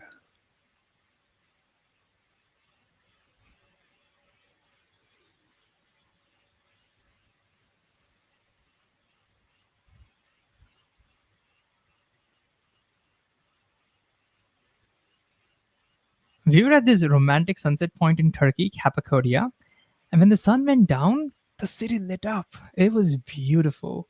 And holding my hand, my wife asks me, "What are you thinking about?" And with teary eyes, I said, "Maxwell's third equation." I was really having a moment there. Let me see. This is the electric field, the integral of the electric field. This is like along a line. What is phi? I don't know. This is due to magnetic field. This is like the change in the magnetic field induces a current in a line, in a wire. So this is a wire, and this is the induced current, and it creates a changing magnetic field. And a change in magnetic field induces, I don't know, something like that. Because Maxwell's third equation literally lights up our world. So it was talking to me. And I think it can talk to you as well. Because by the end of this video, we're not going to just try to understand it, but our goal would be to build the whole equation from scratch and try to feel it in our bones. Let's see. Let's see if I can do it from his diagrams. So it was talking to me. And I think it can talk to you as well. Because by the end of this video, we're not going to... This is very spiritual. So this is A and B. This is a wire. This is an electric field. There's no magnetic field, but it should induce. So the electric, I don't know. I'm going to just try to understand it. But our goal would be to build the whole equation from... This is a change in magnetic field. So the magnet moving is the change in the magnetic field, and that induces the current. That induces a current. It's not zero. It's zero if there is no changing magnetic field. But if there is a changing magnetic field, then it induces an electric current. Scratch and try to feel it in our bones. So if you're ready for this, it's moving back and forth. That's basically AC. It's continuously changing, and it's creating a current in the wire. Let's begin. And as always, Feynman is going to help us over here. So Feynman, where do we start? Well, he says that we need one basic idea from high school physics, calculating work done. Well, I say we know how to calculate work done. Well, if you have a force F causing displacement L, then work done is just F into L, right? Well, not quite, says Feynman. The work done would be force into the component of the displacement in the direction. Right, it's F dot L is work. W is F dot L, or the L that is parallel to. No, it's the F that is parallel. Wait, what? Oh, so he took L, the length of motion, and he projected it onto F. Right, so it's F cosine L or F dot L. The force. That's what we need to calculate, and that's why we say it's F dot L. The dot product basically says calculate the displacement in the direction of the force. And of course, if the force is changing over that entire segment, then we divide that segment into tiny, tiny pieces and calculate the work done in each piece and then add it up. And if the force is changing continuously. This is a really weird diagram. So the force is changing continuously. This doesn't make any sense. So there's this force applied here, and this force applied here, and this force applied here. So I don't know what he's trying to say. So this force projected on L1, this force on L2, each force on each L. What exactly is L? Is it moving in the L direction? I don't understand what he's trying to say. Then you divide it into infinitesimally small pieces, and then now when you add it up, you end up getting an integral. So that's the general form of calculating work done. What is it? Yeah, but this diagram doesn't make any sense. If you're applying a force as you're moving on a path L, then you would need to integrate, especially if you're applying a changing force. No. I mean, okay, let's see where he's taking it. Listen, Simon, are we going to do integrals in this video? He says, no, don't worry about it. Don't need to do any integrals. Cool. All right. With that basics, where do we start? Well, Simon says, consider a point charge. Now, a point charge gives out a radially symmetric electric field, right? Well, guess what? That's what you write in an equation form, and you'll get your Maxwell's third equation. I'm like, what? How do I write the fact that the field is radially symmetric in an equation format? How do I write that? Here's how, says Feynman. Well, take a unit charge, move it from some point A to point B, and think about Oh, so he's moving a charge from A to B. The work done. This work done. What is the work done? Will not depend on the path taken. Because the field is radially symmetric, it doesn't depend on the path. Whether you take this path or this path, the value of the work done would be the same, regardless of what path you take. Wait a second. I'm not sure. Why? Why, if the field is radially symmetric, the work done does not depend on the path? Here's why, says fine. If you consider this particular work done. That's interesting. Because it's radially symmetric, so it's independent of the path. Along this path. Well, the forces are changing, right? So we need to divide this into tiny sections. Let's consider a tiny section over here and think about the work done in moving that unit charge from here to here. Well, at that particular location, the force will be along the field line, so the force will be this way. And so to calculate the work done, we take the component of the displacement in the direction and we multiply these two. That's what gives you the work done in this tiny segment, right? Yeah. Well, now Feynman argues that that work done is exactly the same as the work done in moving the unit charge from here to here along this field line. And let's see why. Because this force is the same as this force. Because the force is radially symmetric, the field is radially symmetric. We have the same distance from the charge. So these forces are exactly the same. And look, we're taking the exact same displacement. So of course, the work done will be the same here. Okay? And now Feynman says, well,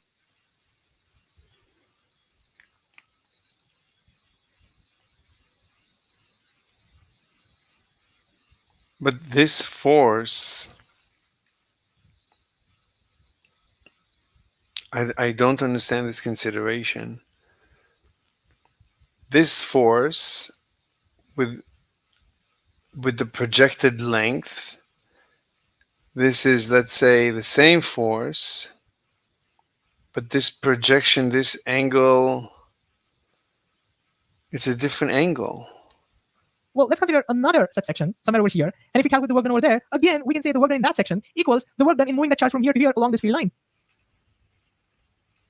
So look at what Feynman is saying. I can divide this into tiny sections, and what I will find now is that from similar argument, the work done in each of this section exactly equals the work done in moving the charge along this field line.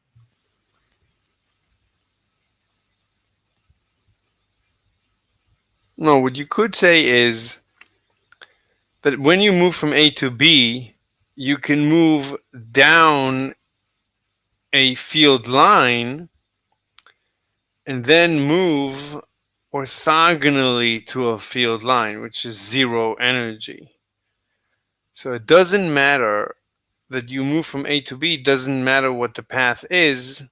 The only thing that matters is the force here and the force here times the length. It's basically as if, not here, I mean, you look at this, you go down a path, a line.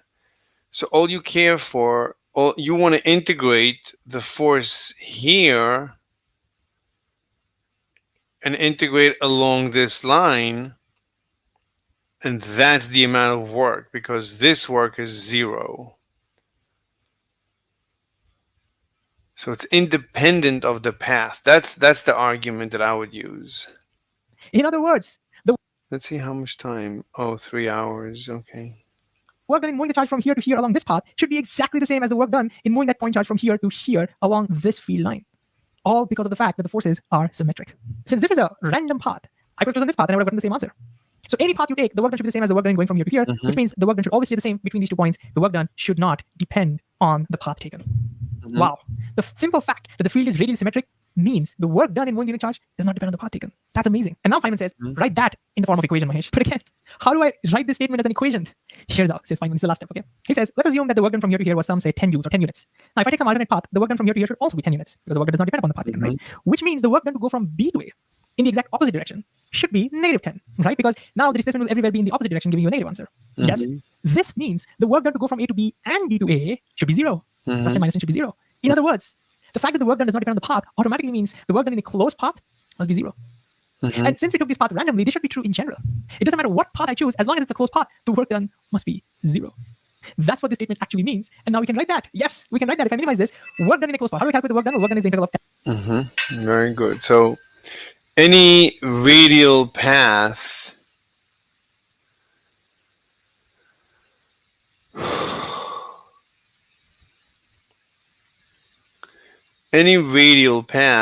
should be work equal to 0. So FDL, if it's a closed path, is 0.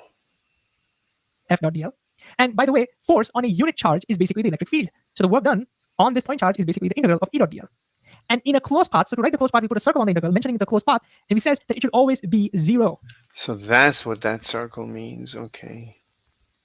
This is a part of Maxwell's third equation. So if you put it all together, the fact that a point charge gives out a radial field means work done is path independent, means work done in a closed path is 0, means integral of E dot dl in a closed path. So in a closed path, the total electric field, this says that the closed integral of E times dl is 0. So the work done, E is the force, I guess, the force due to the electric field. So it's 0. That should be 0. Isn't this amazing? Look at how we are progressing. Wow. But wait a second, Feynman. This is true only if you have a single charge, because only then you'll have a radial field. If you have multiple charges, you will no longer get a radial field, and this will not be true, right? Well, Feynman says no. He argues that if you have, say, 2 charges, and you calculate the work done in a closed path, that... Wait, what? But wait a second, Feynman. This is true only if you have a single charge, because only then you'll have a radial field. If you have multiple charges, you will no longer get a radial field, and this will not be true, right? Well, Feynman says no. He argues that if you have, say, 2 charges, and you calculate the work done in a closed... No, it's called superposition. It's just the addition of all these fields. There's no reason to think they interact. Path, that total work done can be written as work done due to the first charge plus the work done due to the second charge. Superposition principle. And since the work done due to the forces of each charge is individually... Yeah, the superposition. It applies in a linear system or something. Anyway, if there's no interaction between the two fields, then you can just add them. Give you 0. The work done due to the 2 charges combined together must also give you 0. What this all means is that it doesn't matter how many charges you have. It doesn't matter how complicated or how crazy the field lines are. In a closed loop, when you move a charge, the work done must always be 0. Very good. This is the beginning of Maxwell's third equation. And I find it so fascinating because at the heart of it, what is this equation basically saying? That each individual charge is giving out a radial field. That's what it's saying. These two statements are synonymous. That information is packed in this equation. How elegant is that? To the uninitiated, this wouldn't make any sense. They would say, what is this? But now you and I understand that these are the two same things. This is just a mathematical principle. Very good. We are communicating in a different language. Oh man. That's why Maxwell's equations are so awesome. If electric fields don't do any work in moving a charge in a closed path, they do not transfer any energy in electrons, for example, in moving it in a closed path, right? But then how do circuits work? Because in circuits, electric fields are moving the electrons in a closed path and they are transferring energy, isn't it? Feynman says not quite. If you look at the circuit carefully, what you will see is that it can make an electron, say, go from here all the way till here, but it will not be able to make it go back over here. Look, for the electron to go back, it needs to be pumped down. Something external has to pump it. This electric field will not be able to do it. How do we do that, Feynman? How do we pump it down then? Well, we use chemical reactions, because in chemical reactions, electrons can jump from one atom to another. So if you cleverly place these two atoms, set of atoms separate, and have chemical reactions... What is he talking about? The electron... Wait, these two arrows... What's going on with the arrows here? What are these arrows? It can make an electron, say, go from... They do not transfer any energy in electrons, for example, in moving it in a closed path, right? But then how do circuits work? Because in circuits, electric fields are moving the electrons in a closed path, and they are transferring energy, isn't it? Feynman says not quite. If you look at the circuit carefully, what you will see is that it can make an electron, say, go from here all the way till here. What's going on with the arrows? The arrows are going this way. And why are these arrows in the opposite direction? But it will not be able to make it go back over here. Look, for the electron to go back, it needs to be pumped down. Something external has to pump it. This electric field will not be able to do it. How do we do that, Feynman? How do we pump it down then? Well, we use What is he talking about? chemical reactions, because in chemical reactions, electrons can jump from one atom to another. So if you cleverly place these two atoms, set of atoms separate, and have chemical reactions, then... Is this the battery? Plus and minus is the battery? the electrons can pump from here to here. And that's exactly what we do in a battery. We have a couple of different electrodes, which basically means a couple of different atoms, and then you have chemical reactions where electrons are pumped, and that's how electrons keep going in a closed loop, because there's a battery, because we use chemical energy. We need batteries because closed loop integral of E dot dl must be. Okay, something maintains a pressure between these two guys. Now the electrons want to go through into the positive. But why are the arrows in reverse? Maybe it's the positive convention? Now it's a closed loop. It's not a closed loop. There is a gap here. This is not a closed loop. Zero. Electric fields cannot transfer any energy in a closed loop. By the way, if you've solved multi-loop circuits, you've probably done this loop analysis where in each loop you add up voltages and you say that equates to zero. Guess what that is? You say Kirchhoff's law, but that's the same thing. Closed loop integral of E dot dl is zero. That's what you've been using all along. So just think about how incredible it is, because it's all coming from just one thing, that a single charge produces radial field has such. What's going on here? I don't know what I don't know. I don't know what he's talking about. Okay, you lost me, so I don't know what's going on. Okay, we're done.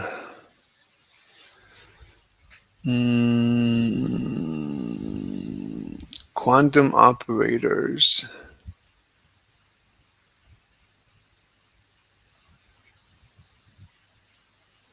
How to find the volume of a paraboloid using shells.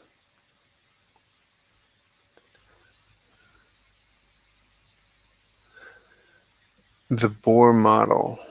Hey, what's up, you lot? Path here. I've got a pretty short video for you today, where we're going back to the early days of quantum mechanics and looking at the first iterations of the modern model of the atom. But before we do, I wanted to thank all of you who voted in the poll on the community tab of my channel. About 50% of you asked for a quantum mechanics, and we're actually going to be digging into all the mathematics as well. This is something Rutherford concluded from his gold foil experiment, technically conducted by Geiger and Marsden, that an atom consisted of a small but dense region of positive charge at the center, surrounded by a large region of negatively charged electrons. And this led Rutherford to think up a planetary model for the structure of the atom. In this model, the small but dense region of positive charge, the nucleus, behaves like the sun at the center of our solar system, and the electrons orbit the nucleus like planets around the sun. This is why it's known as the planetary model. Now, there are definite drawbacks to this model, as we'll see shortly, but I really want to talk about why this model may have been so appealing to Rutherford, and to other physicists for that matter. Not only does the planetary model show some sort of similarity, some sort of harmony between small-scale structures such as atoms and large-scale structures such as solar systems, but it actually goes a lot further than this. The really pretty thing about the planetary model for the structure of the atom is that the force that's meant to keep these electrons orbiting around the nucleus behaves a lot like the gravitational force that keeps planets in orbit around the sun. Not only are we dealing with attractive forces that keep the smaller objects in orbit around the larger objects, but the forces in question can be expressed in very similar ways mathematically. Here's what I mean by this. The classical gravitational force of attraction between two massive bodies, let's say the sun and the earth, is given by this expression here, where m1 is the mass of the sun, m2 is the mass of the earth, and rg is the distance between the sun and the earth. If we consider a region of positive charge, so that's the nucleus of our planetary atom, we say that it has a charge of positive q1, and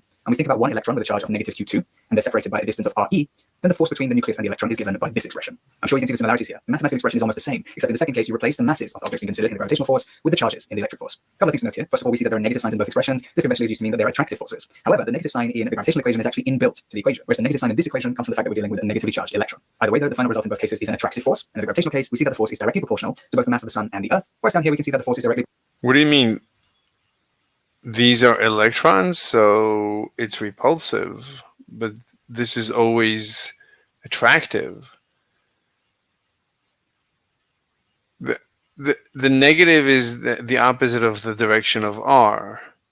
Anyway. Proportional to both the charges of the nucleus and the electron. Lastly, both of these forces are inversely proportional to the square of the distance between the two objects we considered. And so it's not just a visual similarity between the large-scale solar system and the small-scale atom that's so appealing. It's actually a mathematical similarity as well. It's essentially like going, take the solar system, shrink it, replace the sun with the nucleus, replace the planets with electrons, consider the electrostatic force rather than the gravitational force, and voila, you have a brilliant model of the atom. However, sadly, the universe is not as simple as this. And as we mentioned earlier, there are problems with the Rutherford planetary model for the structure of the atom. Now, although in reality planets orbit the sun in elliptical orbits rather than circular orbits, this wasn't really a problem at the time. Some scientists believe that eventually the planetary model of the atom would become more complicated and include elliptical orbits with the electrons surrounding the nucleus. So let's discount that dissimilarity between the planetary model of the structure of the atom and the actual solar system itself. Rutherford himself noticed that there was a problem with this model, because classical physics tells us that any accelerating charge is going to radiate energy in the form of electromagnetic radiation. And the electrons orbiting around our nucleus in this planetary model are indeed accelerating. Here's the thing, we can think of those electrons as moving at a constant speed, initially at least, around our nucleus, but the fact that they're changing direction constantly by moving in a circle is what means that they are accelerating. Because remember, acceleration is changing velocity, and velocity is a vector quantity. Not only does it have magnitude, that's the speed at which an object is moving, but it has direction as well. So these spinning electrons are constantly changing direction, so they're constantly changing velocity, and therefore they're accelerating. Which means that, like I said, they should be emitting electromagnetic radiation, visible light, for example. But then this energy they're emitting must come from somewhere. In other words, the electron loses energy as it emits this radiation. This means it should slowly spiral towards the nucleus. Now clearly, this model isn't a good one for describing the structure of atoms. Two reasons really. Firstly, we would notice if all atoms were constantly chucking out radiation. And secondly, atoms exist. If all electrons constantly spiral towards nuclei, then atoms wouldn't exist. Whereas we know that there are stable configurations of electrons around nuclei. They keep saying in every argument, oh, it can't be, it can't be. But then Bohr just said, I posit that it doesn't emit. As long as it is in a stable orbit, it doesn't emit any energy. Only when it goes down in energy level, it releases energy. So they never really answer this question. They keep repeating it as if they gave it an answer, and they didn't. Of atoms, and these electrons don't constantly fall or spiral towards nuclear. Now, this is where a physicist named Niels Bohr came into the picture, and essentially used the physics equivalent And he just posited, well, it doesn't. of flex tape on the broken planetary model. He realized that in order to improve this model so that it more closely matched the actual behavior of actual atoms in the universe, we would have to place some restrictions on it. The main restriction that he placed on this model was that electrons can only exist specific distances away from the nucleus. In other words, they can exist only at specific energies. Electrons were only allowed to exist in particular places. They but they're still orbiting.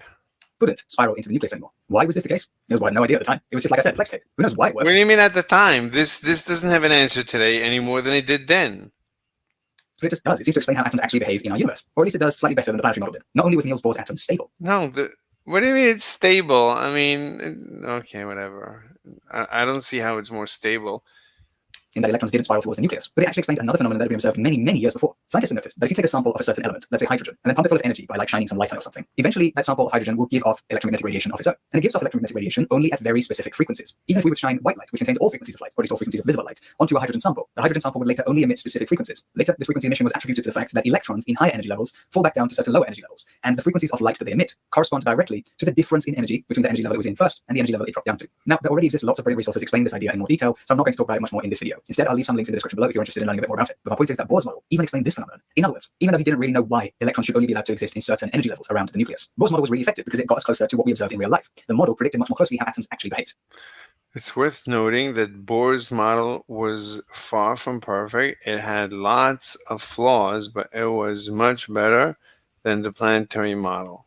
And so sometimes flex tape is actually really useful. Nowadays, of course, our quantum mechanical model of the atom looks quite different to the Bohr model. We've come a long way, but the current quantum mechanical model is based on the foundations of the Rutherford and Bohr models of the atom. And by the way, I'm not saying that Bohr wasn't clever or a genius. After all, his model really worked at the time. It described much more accurately how atoms behave in real life. Just because he didn't know exactly why at the time doesn't mean it wasn't a useful contribution. It really was a stroke of genius. And like I said, one of the foundations on which modern quantum mechanics is built. So a couple of things to take away from this video then. Firstly, unfortunately, the universe isn't always as pretty as we'd like it to be. And secondly, sometimes fudging around with a model until it better predicts what we're trying to study is a good idea, even if you can't always explain exactly why. There's time to explain later, maybe 5 years down the line, 10 years, 300 years down the line, who knows? And of course, it's entirely plausible that your model is completely wrong, but it just happens to predict the right things. Either way, I think all of this is really cool. I think it's really interesting how Bohr came up with his model of the atom and how that's been one of the things that's taken us to modern day quantum mechanics. And with all that being said, I'm going to end the video here. Thank you so much for watching. I hope you enjoyed it. If you did, please do leave a thumbs up and subscribe to my channel for more fun physics content. Like I mentioned at the beginning of the video, there's a 2-part mini-series on the Ehrenfest theorem coming soon, so keep an eye out for that. I'll be running through all the symbols in this weird-looking equation and talking about what they mean, whilst also talking about ideas that are essential in order to understand quantum mechanics. But here's the kicker. You only need to know high school level maths in order to understand what the Ehrenfest theorem is trying to tell us, at least at a fairly basic level. So, like I said, definitely keep an eye out for that over the next few weeks. Let me know in the comments down below here what other topics you want me to cover, and if I've made a mistake at any point in the video, please do let me know. Okay, I think we're done for now. Bye.